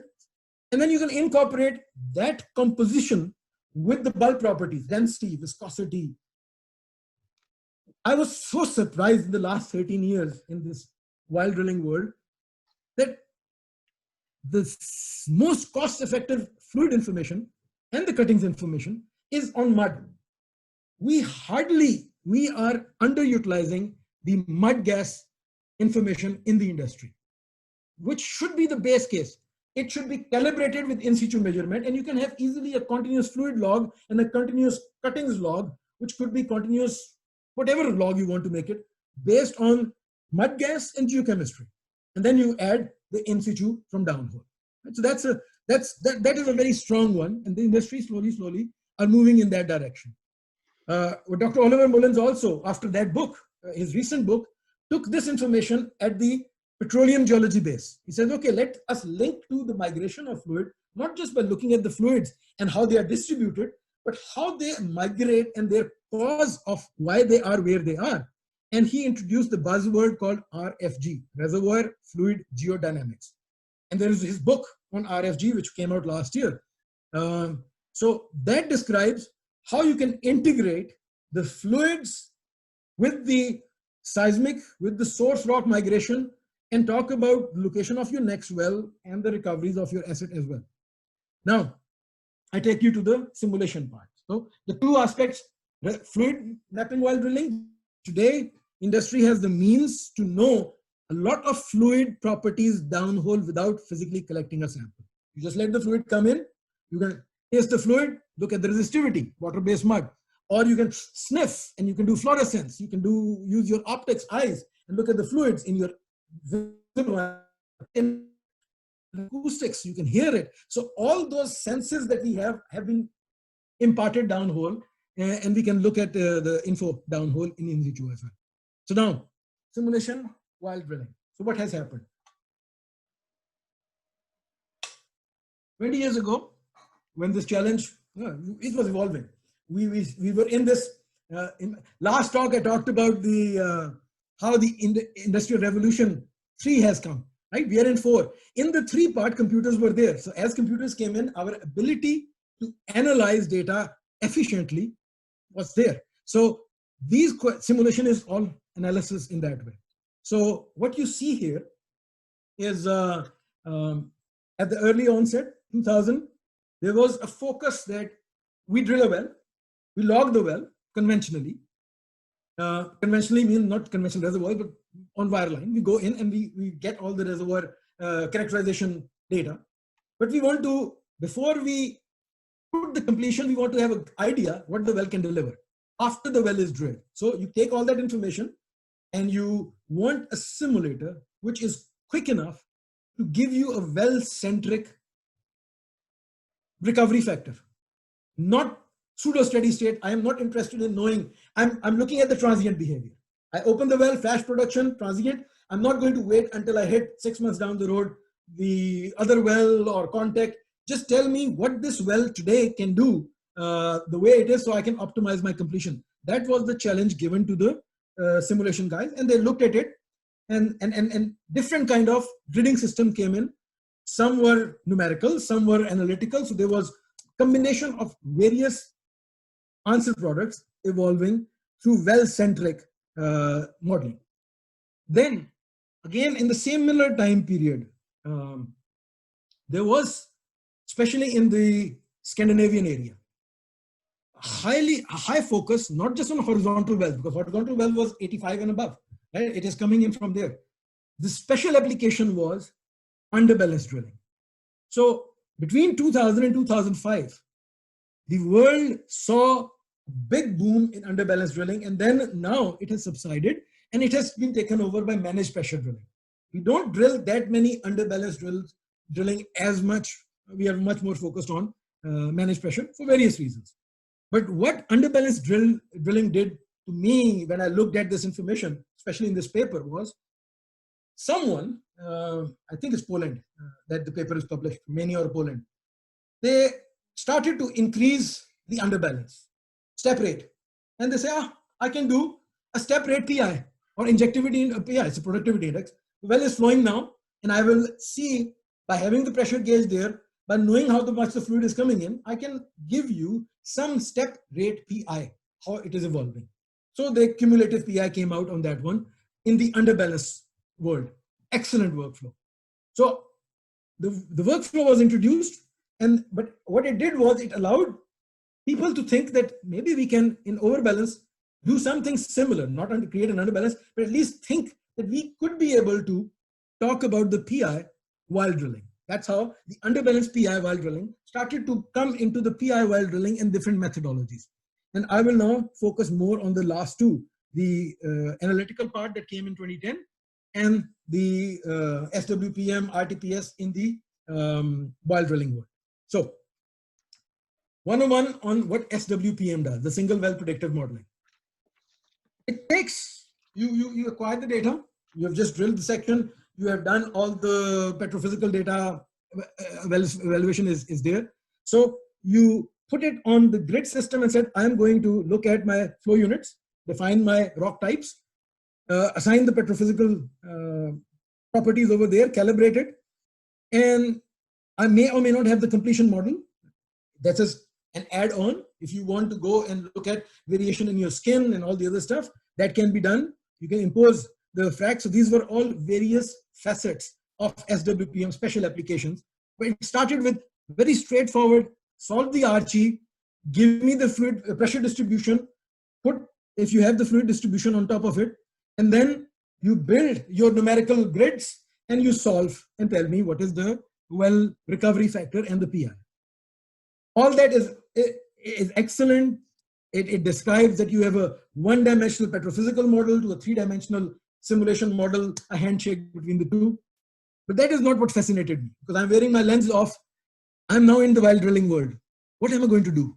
Out of these ones, which one actually is an enabler for me to go and address the question that my fellow colleagues have, and Carlos asked, and Slam has it, that undulations are coming in. How can I relate on value of information? Which information makes more sense? Because I only have 10 minutes to answer, to solve this magical puzzle and give it to someone before driller comes and kicks me out. So the last element here, the uncertainty analysis, was the pick. I looked at that and said, let me explore that, because that fascinated me. So what you are seeing here on the x-axis is the measured depth. On the y-axis is the PI. Assumption is you all know what PI is, but just it is a balance of what the well is going to give me to the well that will take. It will take energy drop, pressure drop, and it is going to give me volume, rate. So rate over drawdown is PI. Simple. It could be at one point in time, it could be cumulative in time and space. So what you are looking at here is a value which is in dots, which is a most likely value. And then it's a band of information. I take the maximum one. That it has a band. What does that band mean? This is a P90 and this is a P10. For the people who understand what I'm talking about, you ask me and I take Salam as my deterministic manager, because manager by default are deterministic. Manager have that mindset. Drillers are very deterministic, managers are deterministic. Hard 80-20 rule is 80% of the managers cannot take a range. They feel uncomfortable. They want a number, because as you move up the chain, the information filters to a single value. We acquire range and we give a number. So I give a number to Salam and I said, Salam, the PI could be between 20 barrels per day per PSI and 100 barrels per day per PSI at 5,000 feet measured depth. And Salam looks at me and said, Shahid, go and come back with a single number. I said, come on, Salam, how can I give you a number? Because you gave me a range. I asked you what is the permeability, and you said the permeability could be as low as 10 millid RC, could be as much as 100 millid RC. I asked you what is the thickness. You said the thickness could be 3 feet or 30 feet. I asked you the anisotropy. You said, Shahid, use 0.1, use 0.2, use 0.3. I asked you what is the skin. You said it could be minus 0.3, it could be minus 5, it could be plus 10. Same is the case with the fluid properties. So you gave me a range, and based on the range, I'm giving you a range. So are we going to move forward? And he put the ball back in my court and said, Shahid, you give me the answer. Okay, I scratched my head and I said, I can not give you a number. I can give you actually a number, but that number is not going to be the number. But if you want me to give you the number through a number, then what I can do is list the potential variables I have that can impact my PI. But not all of those are equally important right now.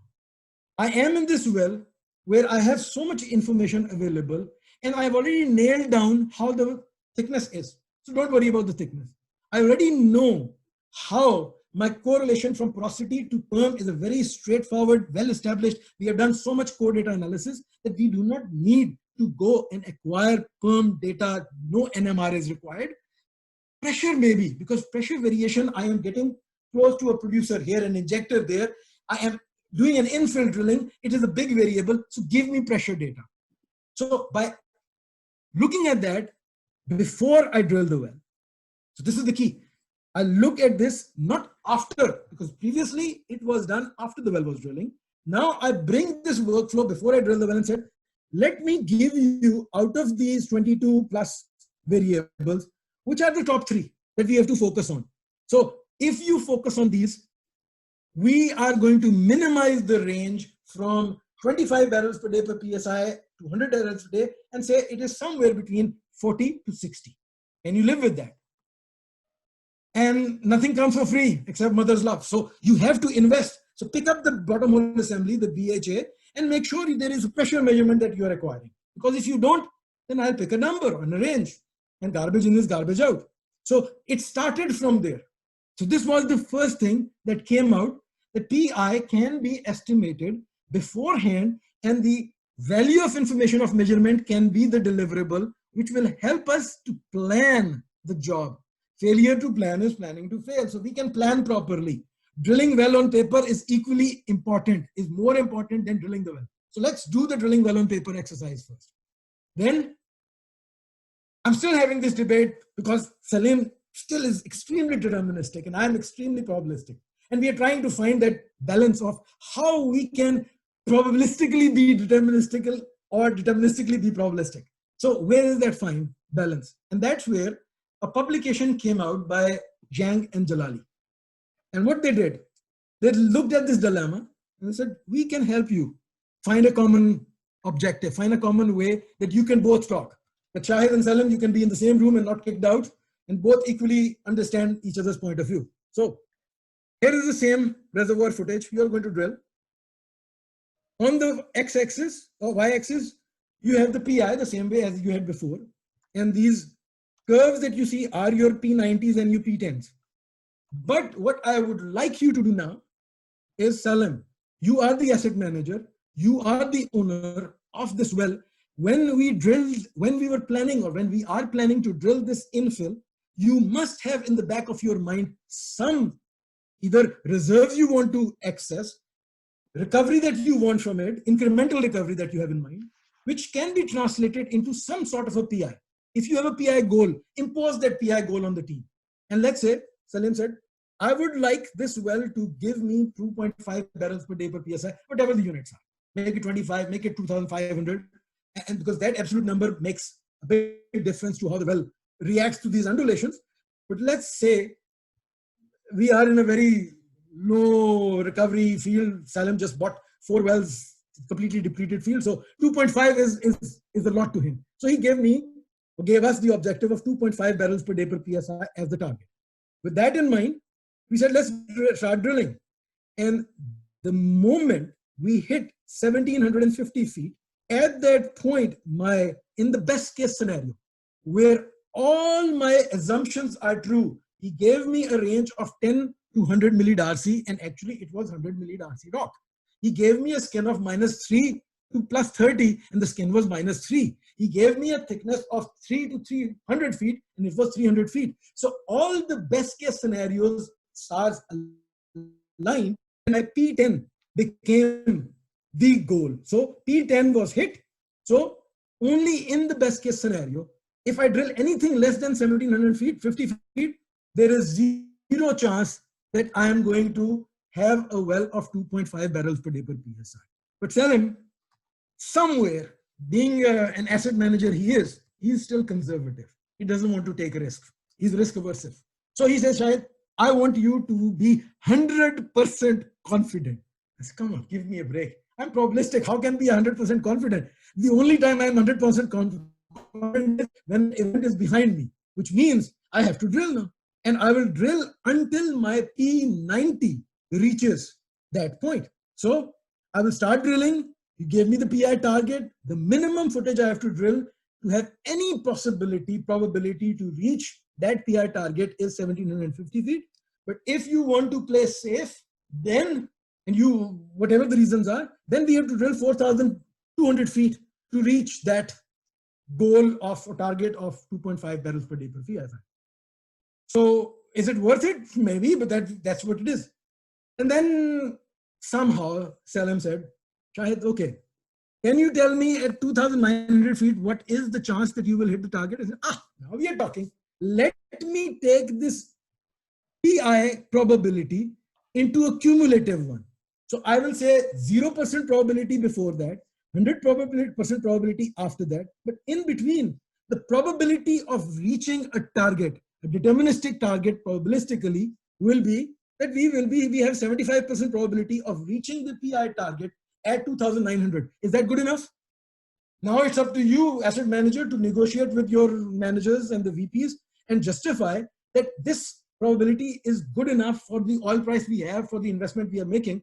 If you can live with that, excellent. But at least now, every day, the same way as in our board, we say QHSE 0 LTI for the last 100 days. Why can't we put a target which says my MRE, maximum reservoir exposure, is 300 feet or 5,000 feet? And what is my PI probability right now?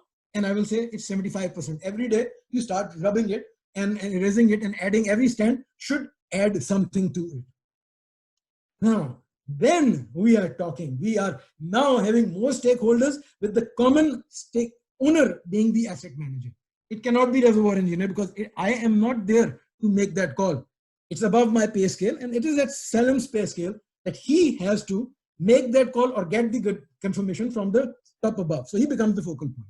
But I'm giving him the means. So this is how what Jalali and Yang did helped me in the LWD world to speak with the other stakeholders and said, we have a common objective, potential common objective. So taking it further, the SWPM world, where you take it now, and in particular the sensitivity analysis and the uncertainty analysis has to be done before you go in and pick up the drilling bottom hole assembly and say, in this well, mud log, maybe I should invest more in having better quality mud log and geochemistry, and gamma ray is good enough, cuttings in gamma ray, because I've done machine learning, I have so many other projects that the probability, the ranges are so small in my uncertainty on oil water contact, in my saturations, in my fluid properties, whatever it is.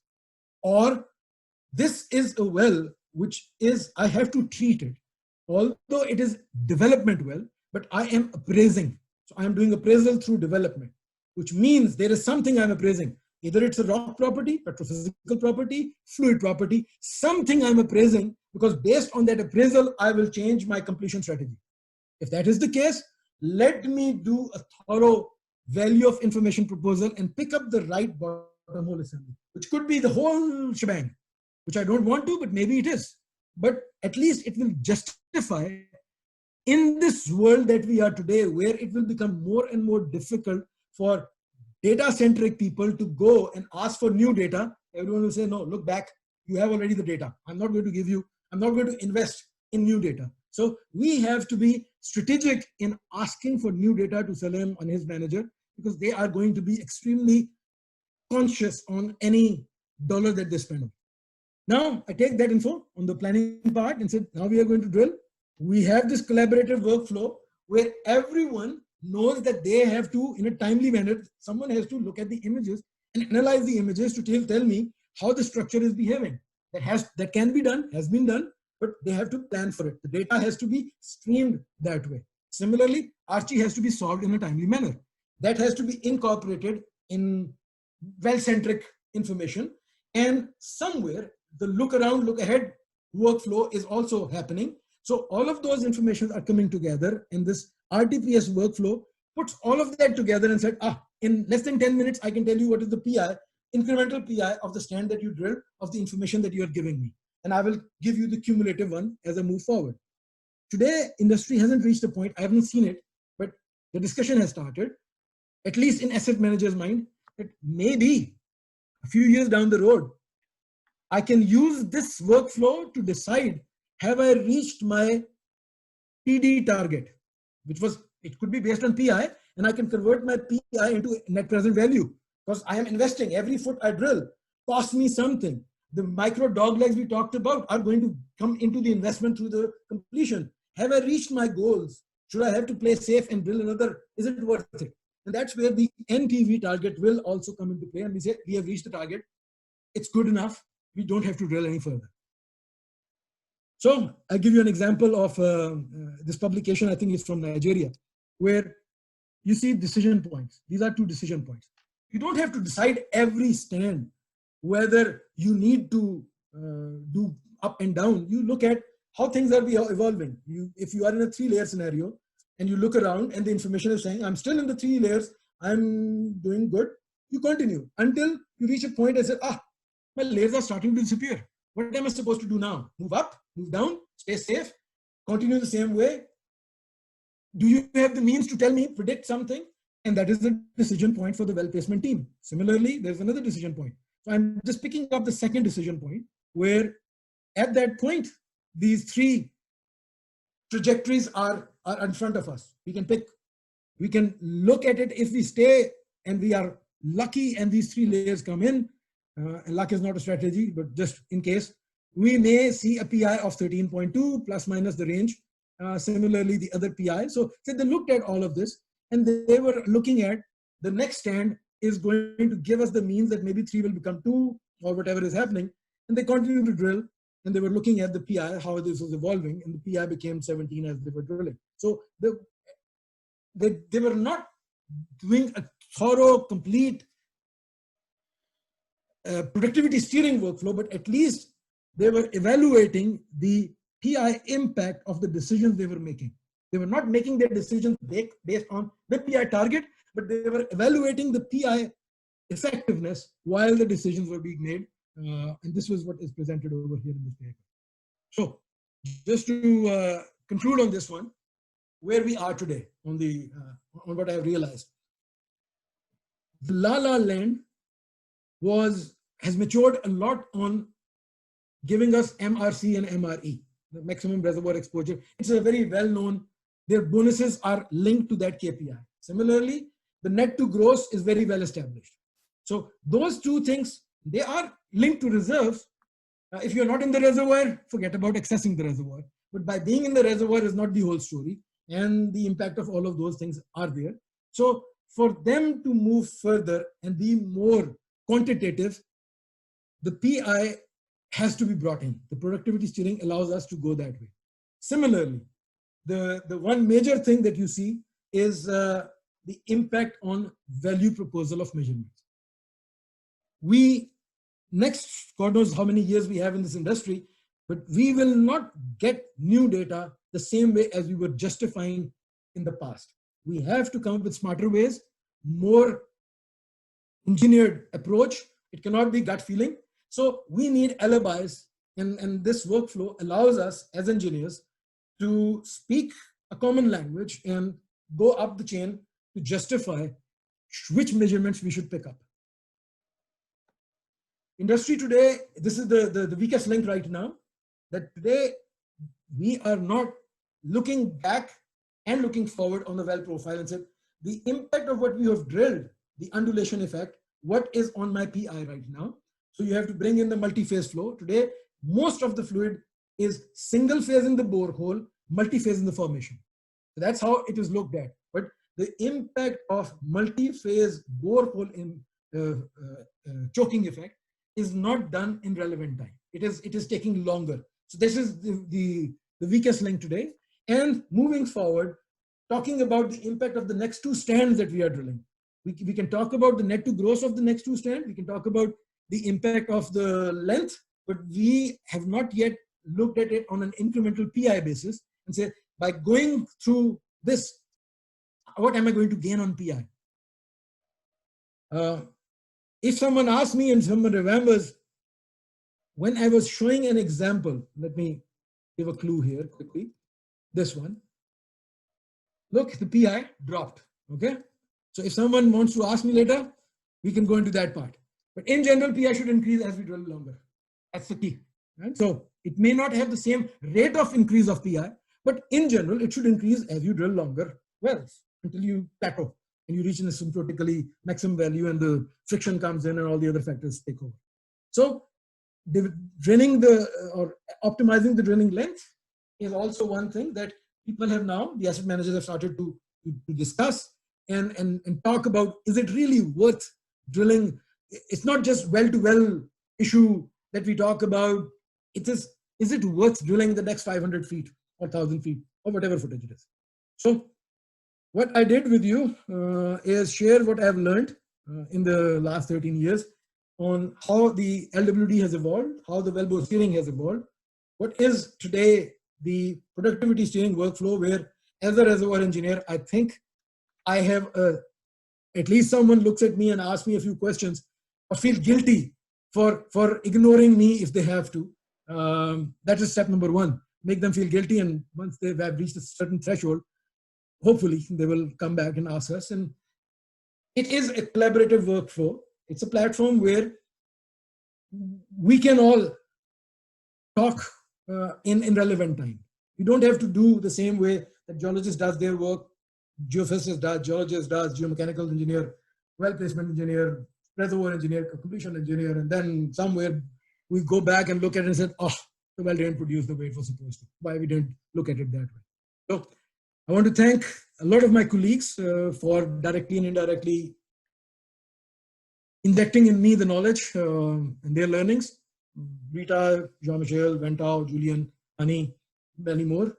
My family for allowing me to do what I have been doing, especially now. I'm in this siloed room. I know whenever I speak, I have to look back and say, are they going to come and tell me, Shahid, Baba, zip it? So far they have allowed me to speak the same way. So thank you, our family. And all of you, thank you, NDSP, for allowing me to share and share this journey that I'm going through. So thank you. We are all yours. I'm all yours. Thank you so much, Shahid, for such a wonderful invigorating presentation. I believe all of us enjoyed it fully, your presentation, and still we started with 33 people, 34, now still 28 people are hanging around listening to your presentation to the very end. That was very much because we started at 8:30, 8:15. You can imagine it's almost more than 4 hours, almost 4 hours. So let's go to a Q&A session. Alex, are you there? Yes. Can you please check and see? Yeah, we got quite a few going way back, so I don't know if some of these have been answered, but we'll just go. We'll try. Okay. We're just going to try go and see if I can we're see. We're going to go back to 10:55 here. I believe that was the first question we had. It's from Joseph Bouchette, and he basically has a question. He says, how much looking around, he says in quote, vertically, has been a part of the process? So good question. There's a sweet spot of how far you can see ahead, because whatever you are looking at, information is actually around you. That's how you send some info and you receive it behind you. So there is a sensor, a receiver who's reading it. And in vertical direction, whatever you read is actually behind you. It's not ahead of the bit. So vertical, there's not much that you see. And that's why the horizontal, you need some sort of an angle. And the sweetest spot is 45 degrees. When you are at 45 degrees, the tangent of what you are looking at, because that information can be decoded, deciphered, and you probably can see way ahead while you are looking around also. So that is the sweetest spot. And that normally is used for landing purpose. So one of the look ahead objective not in vertical wells. There are mathematical vertical ones also. I'm not an expert on that one. But where I see is 45 degree is the sweetest one where we can start talking about where to land, what is approaching the fact. And as you go and make more horizontal, then you're looking up and down and inferring whatever you have seen in the past and mathematically solving it. So there is 1D, 1.5D, 2D, 2.5D, 3D now of inversion.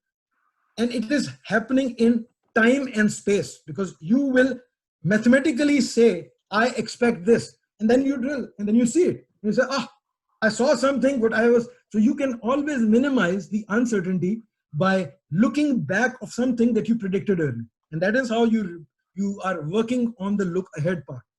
So vertical wells is the shallowest look ahead info. It is look around, and then the angle comes.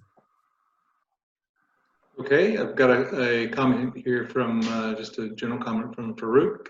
Shahid, you're a very dynamic and engaging speaker. Fewer slides, but the detailed explanation is great. Good learning from you. Thank you. We got another question here from Gregory Divanish. gyro steering, in quotation, in horizontal section has always been cognizant of reservoir character. In conventional reservoirs, we could never build angle after dropping TVD in fear of creating coning or sumps.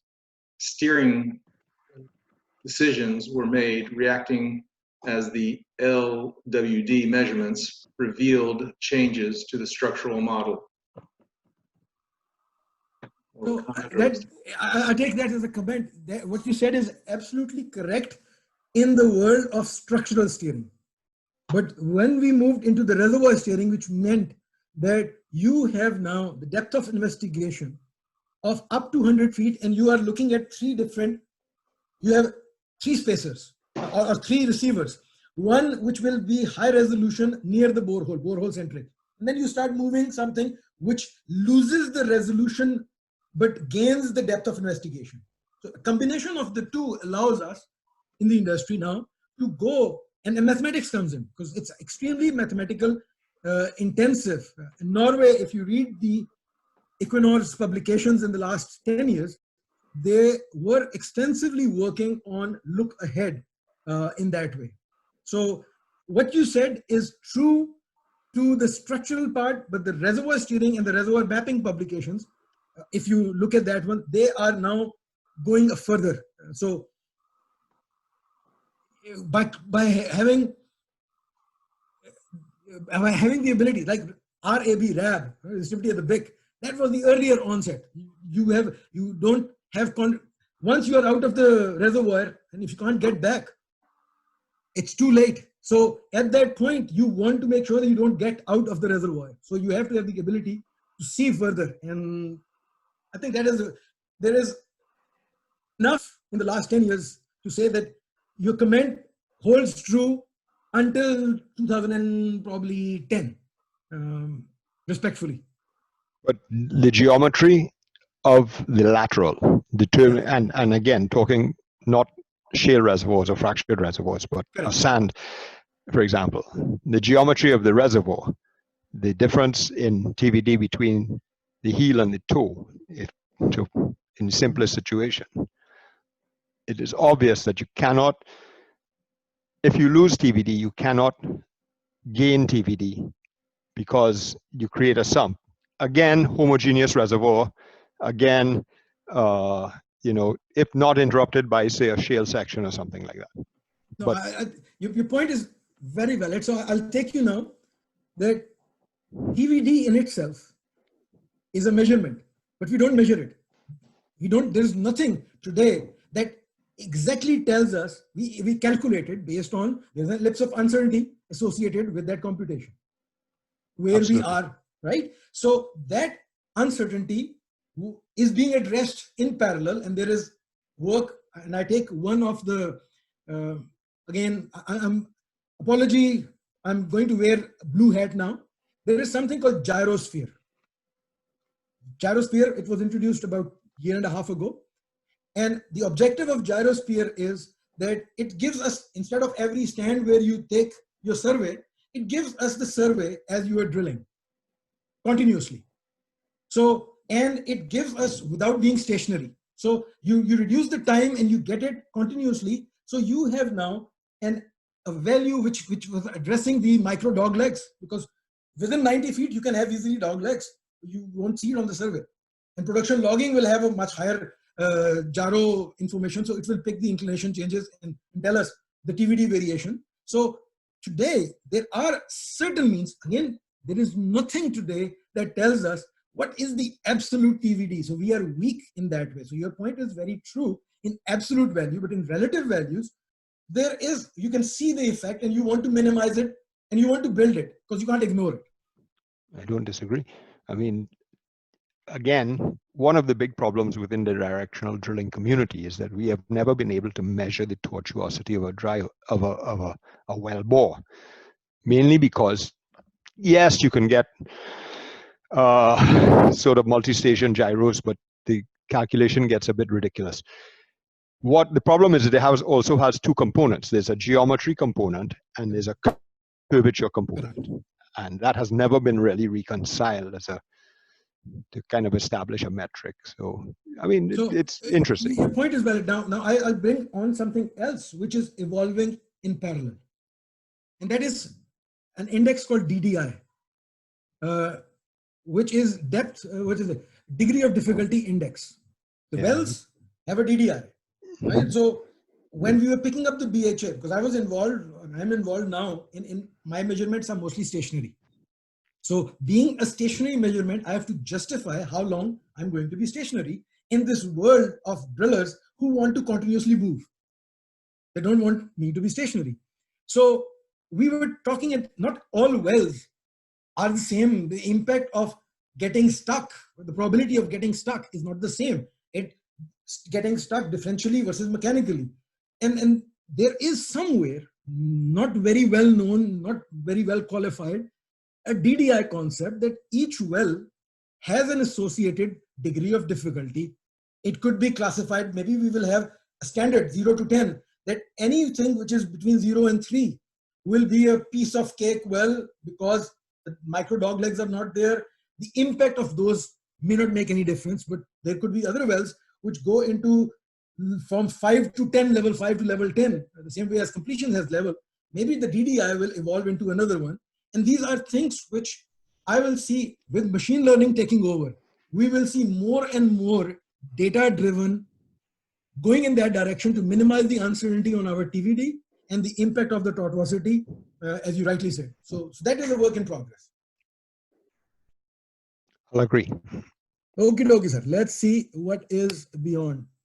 Shahid needs to turn on his headset mic. Okay, so it still believes that the headset mic is not working, which is... Yeah, it's having little problems. Alex, do you have other questions in the chat? Okay, I'm now speaking without the headset. Is it still the same? This is better. Looks like It's the same way, without microphone, just out of curiosity. Sounds the same. about the same. I can hear well. Okay, I'm gonna switch it Yeah, on. we can hear, but it's fine. Alex, go ahead to the next question. Yes, and again, I don't know if this Can you was hear me? answered. This is from Gregor again. It's and it's more of a statement. The measure point distance Let me see if you can hear me. behind the bit. Thanks, Diane. And- Da, da, da. Hello, can you hear? Can Okay. you hear? I just tried to switch off my microphone, switch it on again. Don't know whether it makes any difference or not, although it's too late now. Okay. Questions, I'm reading now. Okay, we're just here at the I guess it's more of a statement from Gregory. It's just the measure point behind the bit, and in parentheses, and depth measurement is crucial to the ability to react to steering decisions. True, true. And that's why the evolution from 1D to 2D to 3D, the la to la la to la la la, they are all in the same way that we cannot just look back. If we are looking back, then we are only talking about where we are. How am I going to go into the reservoir? But if, and that if is not F, it is now, that we are in this la la land where we can and are doing, looking ahead by mathematically looking at the information and putting it together with inverting what we measure, right? A different depth of investigation. A question from Joseph Doucette is it, are micro dog legs an excuse for poor wellbore placement? Not necessarily, because well placement, it is well trajectory is not the well placement, right? So poor well trajectory, yes. Well placement is we were given that be in the reservoir. Okay, if we were asked to be in the reservoir, then we are in the reservoir. But we have to give a well which is not corked through, a well which is loggable, completable, right? So all those things and producible. So those where micro dog leg comes into play and said, I'm in an ERD well, you have imposed these micro dog legs and these are going to do it. Now, from a production perspective, any well which is more than 100 barrels per day per PSI is a well which is good. Micro dog legs in general will not impact. In general, there could be extreme cases, but in general, any well which is less than 10 barrels per day per PSI, micro dog legs have a big say. Dog legs and micro dog legs both have a big say because they are going to change the way we produce. The well doesn't have the the flux to produce it, the energy to produce it, the well needs help, and micro doglegs is hurting it. Completion is trying to overcome that, so we put all the boosters. So it depends on the deliverability aspect of the well also, but what it can produce, the PI absolute value comes into play. What else, sir? Okay, we have a question here from another one from Gregory. Best remedy for micro doglegs is to use a long gauge bit and a prudent off-bottom practices while drilling. More of a comment there. Correct. I'm not an expert on that one. I'm coming from the school of thought which says eat the mangoes, don't count the trees. So I do not want dog legs as well. So I will let the person who knows how to handle the dog leg, I will tell them this is impacting the productivity and raise it to Salem asset manager and said, asset manager, it's your problem, let's fix it. So how it is done, fair enough. This could be the solution. Okay, I guess more on the dog legs. Joseph Doucette, unless micro dog legs are actually the formation directional response result of vertical marker hunter, Shahid, how thick are these reservoirs in TVD? So back onto Norway example, that Norway has quite a few reservoirs which the constraint is 1 meter. So they are in this 1 meter. But most of the time, the reservoirs that I see are, the sweet spot will be about 20 meters or maybe 15 meters, 50 feet. That is, now within that 50 feet, there could be variation in the rock property. So you can have coursing up, coursing down, fluid composition variation. But the thinner the reservoir, the higher is the value of information. So you need to now make sure that the bit is the right one, the rotary steerable system is under control, you have the ability to do what you want to do, because, and the information is coming at not just 6 bits per second, probably 12 bits per second, and eventually there comes a point where I said, this well, I have to invest in having the fiber optics on the line. There are certain cases, but not by default. So it all depends on what would be the impact on the thinner part, but 1 meter reservoirs is frequently done in the Scandinavian area. What else? Okay, I made a statement here from Gregory Devenish. Doglegs result from intentional steering directions. Micro doglegs occur from mechanical interactions between bit and formation. Correct. Agreed. And because we were only, or we still are taking the every stand, we take a measurement to know what is my TVD variation or inclination. Anything between that, we don't know until a continuous measurement comes in later on. So ability to see it is now closing the loop.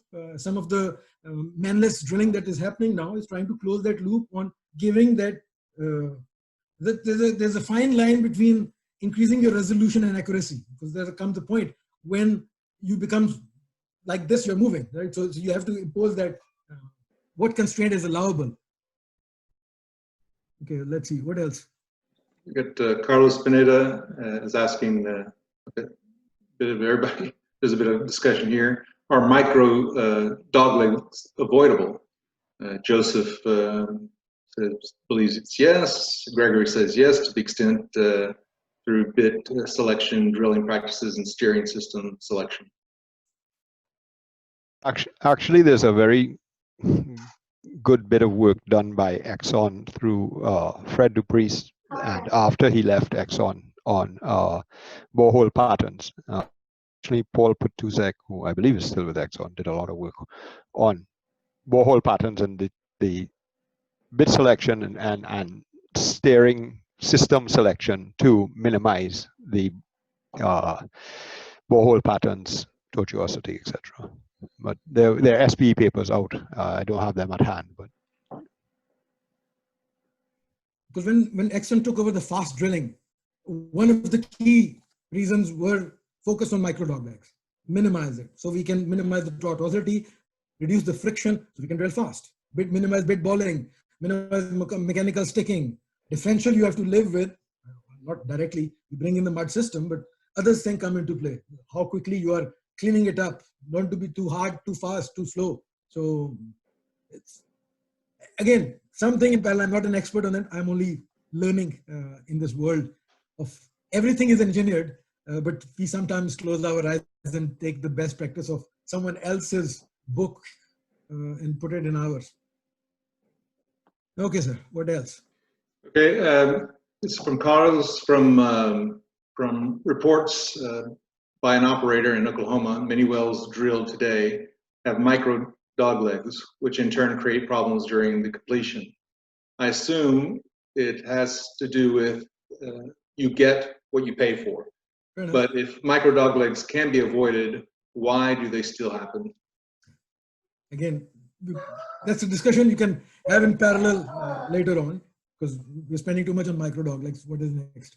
Okay, here's Joseph's response to Carlos. Vertical marker hunting, mapping for gamma markers is the primary source. Deflections off of said markers are some of the worst.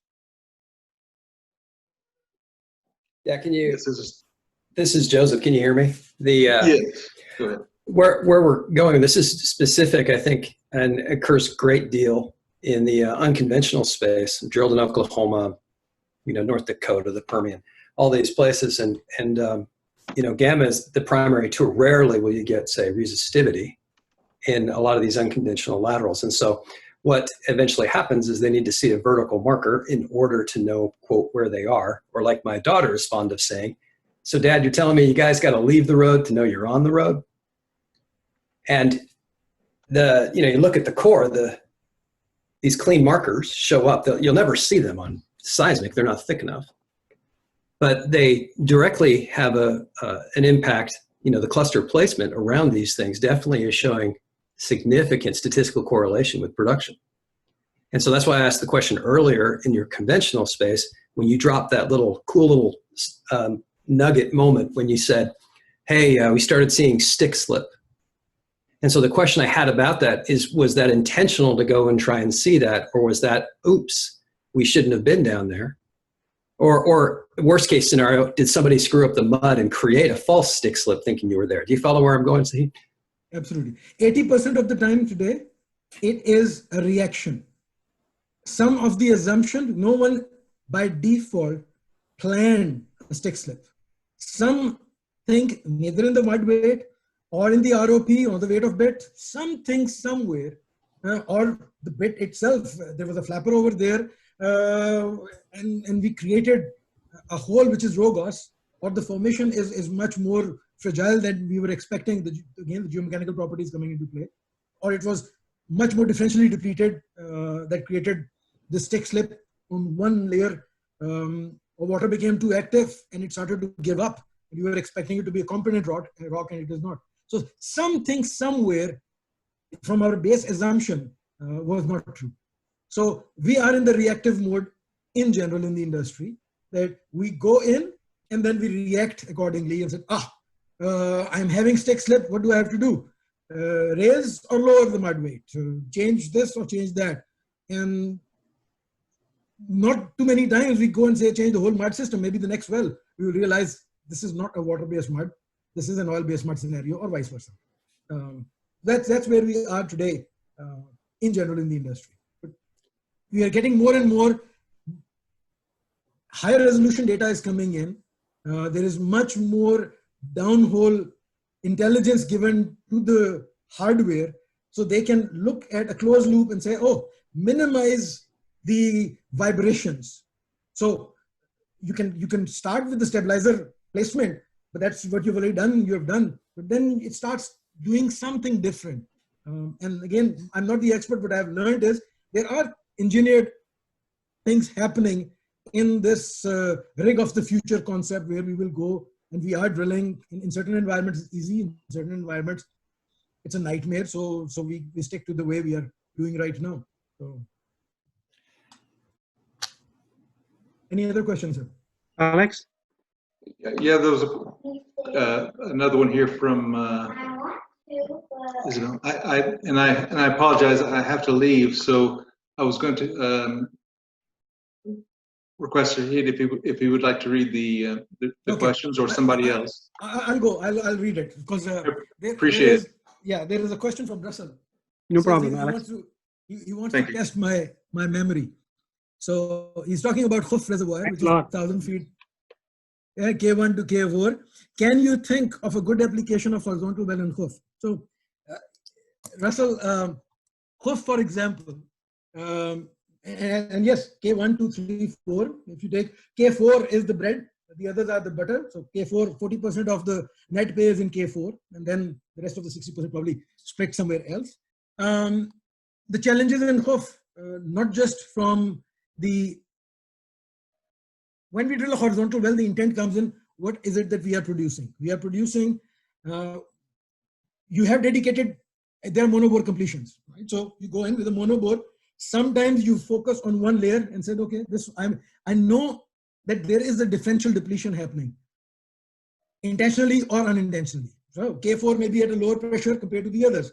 So if I go and only complete with all of these together, and the well produce 100 million cubic feet per day, and I lose at 30, if I produce anything less than 30 million cubic feet, maybe there's a strong cross flow and K4 starts taking.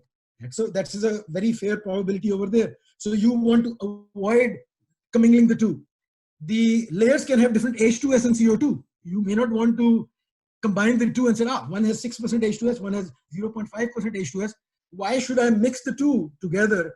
Their yield points could be different. One would have a 10 barrels per million. One could have 40 barrels per million. Viewpoints are different. So depending upon the rock and fluid properties, the horizontal well application can come. Now comes, let's assume all of that being said, that we want to go and convert a 60-degree deviated well, or 55-degree, which is the normal over there, to a very high angle well, and we want to go for it. The borehole has a deliverability choke also. It's a 7-inch monobore, maybe 958-inch monobore in future.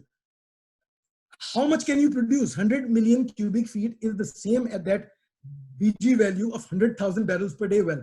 One 7-inch borehole producing 100,000 barrels per day. That is the total production of Pakistan. From one borehole, that is a nightmare. So how much more can you produce if you make it horizontal? You cannot. The well cannot deliver anymore. So there comes a point where you're constrained by the completion itself. So the relative gain of horizontal well may not be that much in Khuf. Bottom line. Okay, Shahid, I thought your memory was, you passed the test. Good memory recall. I was thinking maybe K4 would, they had that Moldic that you referenced. Maybe that's the only application, but. So I take, we go, look, carbonates by default, they can be dolomitic, they can be limestone, but the Khuf that we're talking about is primarily a limestone. And when dolomitization takes place, you replace magnesium, calcium with magnesium, and being a bigger element, it has a bigger space. Sometimes it all depends on what fills that space. If it is water and that water has some carbonates, bicarbonates and fills in, you reduce the permeability. But if that is not the case, then you increase the permeability. So what we saw in Khuf is dolomitization in general increases the permeability. So you have an anisotropic, and what you have to do now is make a decision. Do I want 80% of my reserves, which are residing in carbon, residing in limestone, to be produced from the 20% dolomitic section, and I cannot, without creating differential depletion? That is the biggest challenge. You don't follow the KH distribution, you follow the reserves distribution to equally deplete those. That is the challenge of Khuf that I've realized. Shahid, a few questions from me, Salim here. Yes, sir. First, I would like to start with, I thought had been a lot of discussions on dog legs, micro dog legs and major dog legs. Isn't that major dog legs is going to be occurring in situations where you encounter faults? Fault has a lower block and the upper block, so you have to, in order for you to get into the reservoir zone, you may have to change your dogleg curvatures in that case. Whereas micro doglegs are related to the lithological changes of the rocks, as opposed from sandstones to say, silt or clay type of rocks. Is that correct? So, the change in trajectory that you intentionally make give rise to major doglegs. The changes in trajectory that happen because you didn't know, you didn't have any plan. It happened because you were not measuring, you had no control over your bit. In that one, you only marked it at given points. Anything between that point, you're blind in that way, that give rise to micro doglegs. The cause of micro doglegs could be, as you said, those are when you lost control over the bit, the weight on the bit, because you couldn't steer the way it was, the rock started to take it on somewhere. So whatever that causes, major, you impose, you make a decision, conscious one, I'm in a fractured system or a faulted system and I want to avoid it. I want to go down, I want to go up, I want to go sideways. All those are major doglegs. You don't physically yourself create micro annulus versus annulus. Same way in the cement, right? Micro annulus is happening because some physical phenomena which you didn't intend to give rise to it. So not a direct correlation, but just to make the analogy on that one. So cause of the micro dogleg could be silt coming into play, just cuttings falling on you, various things that come in, right? Bore pressure, all of a sudden, you reach a rock which is too soft, or bore pressure which is too high and kicks you to the side. So you enter salt. Well, all of a sudden, any place where there's a salt, now you lose your ability to put weight on the drill and the bit and move the bit the way you want it to go. So yeah, shale, slick and sides as well. All of those. So yes. So anyway, that's periphery discussion. My second question to you is that you mentioned repeatedly about Norwegians are drilling horizontal wells in 1 foot reservoir interval. 1 meter. 1 meter, sorry. 1 meter. 3 feet. 1 feet. They have also attempted 1 foot, but that 1 foot was not the layer inside a reservoir. Mm-hmm. Right? So they can have different layering and they wanted to target within a foot, but most of the time it is a meter which was the target. Yeah. Sorry, I meant meter. It's okay. It's okay. So in that case, is that thin layer, is that it is floating with water underneath and they want to avoid hitting that? That's because nowadays directional drilling and horizontal drilling has improved to such an extent you can really drill it with very low dogleg curvatures and still stay within that 1 meter interval and avoid the bottom water zone underneath. Is that the reason why they're doing it? Certain places you have an oil rim. Mm-hmm. And when you are in an oil rim, you have both challenges. You can have a gas above and oil and water below. So now it could be a flank, it could be wherever. So those are also certain ones. Wintershire has done it, Equinor has done it. Other operators in that region have attempted because that is the challenge given to them. And in certain places, it is just an isolated reservoir, which 15 years ago was not qualified as worth looking into. But Norway has gone so far down the road in developing the field, not for today, but for future, that they started to tap into these ones also. Mm-hmm. Right? So to me, I see Norway as Equinor, well, Norway in general, as one region where the technology, especially look around technology and the look ahead technology, they have field tested it and developed a lot of workflows on their own. So worth just tapping into the last 10 years of publication from Equinor on look around, and you will see what applications they are citing over there. Mm-hmm. Thank you. The other one is that if you have a 50 feet of reservoir, good reservoir intervals, homogeneous, in that case, would you still consider a horizontal well as opposed to a vertical well? Say laterally, if you drill that homogeneous, you don't know where you're going. I'm talking mostly about a structural trap rather than a stratigraphic trap or structural stratigraphic trap. So what is your viewpoint on that one? Would you still stick to horizontal drilling, or you would consider vertical drilling? Of course, the cost has to be taken into account in the case of horizontal as well as vertical. So in the conventional reservoirs, what I have realized in the last 15 years, there's hardly any vertical well today that is drilled 50, even 100 feet reservoirs, where the intent is I will reach my PI target vertically. That is way past. Today, angle comes in. Some angle comes in, if not high angle comes in. Because your PI target, and then recovery comes on top of it. If you have a well, which you can only drain from a vertical reservoir, then that reservoir is just a pocket. It's not going to produce for long in any case. So if you have any aerial extent in that structure that you want to, then angle has to step in to minimize your pressure drop per foot per barrel. And 100 barrels per day PSI well vertically are not going to be there for long. They're not there that can produce for long. They will reach the boundaries and they're done. So if that is the case, or they will just have the pressure drop, which will go below their any phase envelope, whether it's the asphaltene, wax, pressure, bubble point, some phase envelope is going to come in. So you have to minimize the pressure drop, and horizontal well, last 15 years is the way. So today, I don't see that. Someone has to convince me that Shahid vertical well is better than a high angle well. Could be a case, but highly unlikely.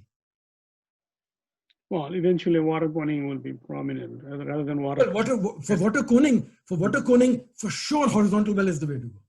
Yeah, cresting is less. Yeah. The other thing is that you worked extensively in the Middle East, where there are a lot of carbonate rocks. And to the best of my understanding, limestone is much more fractured and boggy porosities and all of that more prominent than in dolomitic formations. Under those circumstances, where most of the horizontal wells have been drilled in the Middle East, are they in limestones or dolomite or both? Or that is the dilemma. That is a dilemma ongoing. Say, not all fractures are conductive.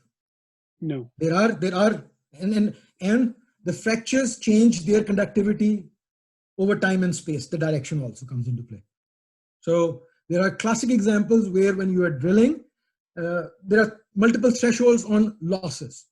Less than 50 barrels per hour is, less than 30 barrels is benign. Up to 50, you focus. Above 200, there is this thought process that I don't have to drill with mud system. I can switch over to seawater because I'm just losing. And that mud that you hit a very high conductivity fracture system or a fault system, and that becomes your tracer because you will see which wells are all connected. Because whatever you lose here will be picked up somewhere else. And there are plenty of permanent gauges placed into these wells, long horizontal wells in these carbonates, trying to figure out how these wells are connected. So that thing has been there. From early phase, most of the wells the rocks are competent. That was also a thing, but these carbonates are in general competent, which means that you don't have to go and complete it by default. So earlier on, the wells were barefoot. With barefoot, when they were producing and there was no water injection going on or the aquifer system was not active, it was very good for these tight rocks we don't have to worry about cutting the dolomitic section only. We can just use the fracture system. But then last 20 years or so, even more than that, the completion has come in and said, we have to be very cognitive in our thinking of where we are going to, what to do with fractures, because they are there. How can we avoid it? How can we oriented perforation? The perforation density is varying, the shot densities. If you are going with star pattern offshore, very normal. In Qatar, for example, you have a much bigger pressure sink close to the bore, close to the heel of the well and toe of the well. So how you complete your wells by retaining the integrity of the fractures, but not creating excessive delta P laterally. So it's a beautiful world of carbonates. Mm-hmm. The dual porosity system and dual permeability system, Yeah. it exists. 60+% of the reserves, if not 80, are in 3 order of magnitude lower permeability rock than the rock which is delivering to the borehole. So that dilemma is there, and you have to go in. In Saudi, it is not a fracture system. It is just Super K comes into play, which is a magnesium-based dolomitic section that comes in. So nothing to do with fracture. It's just a pipeline with 1 foot can give you 5,000 barrels with a 3 psi pressure drop.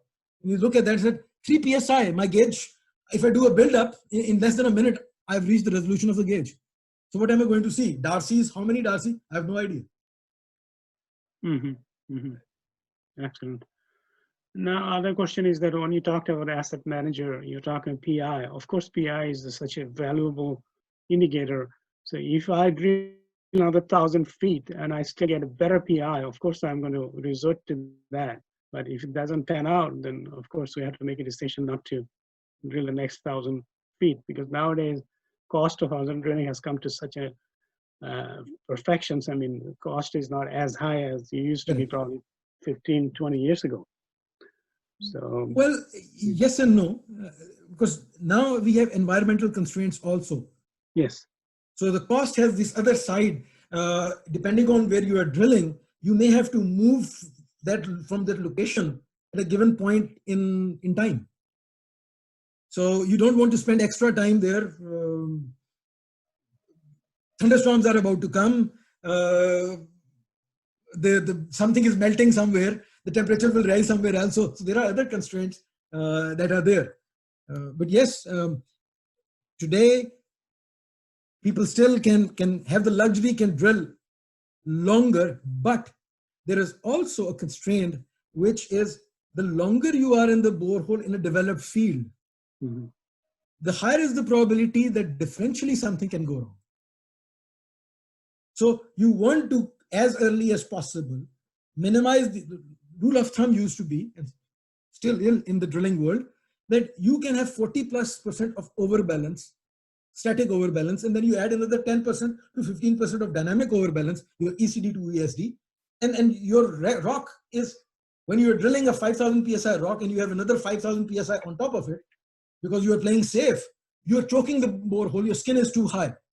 So that's where the managed pressure drilling comes into play, and you go and hand it over to completion as early as possible to retain the productivity and deliverability of the well. In carbonates, you create wormholes by going with 14% HCl or 28% HCl, but you have created a problem which you could avoid in the first place. That's right. Yeah. Yeah.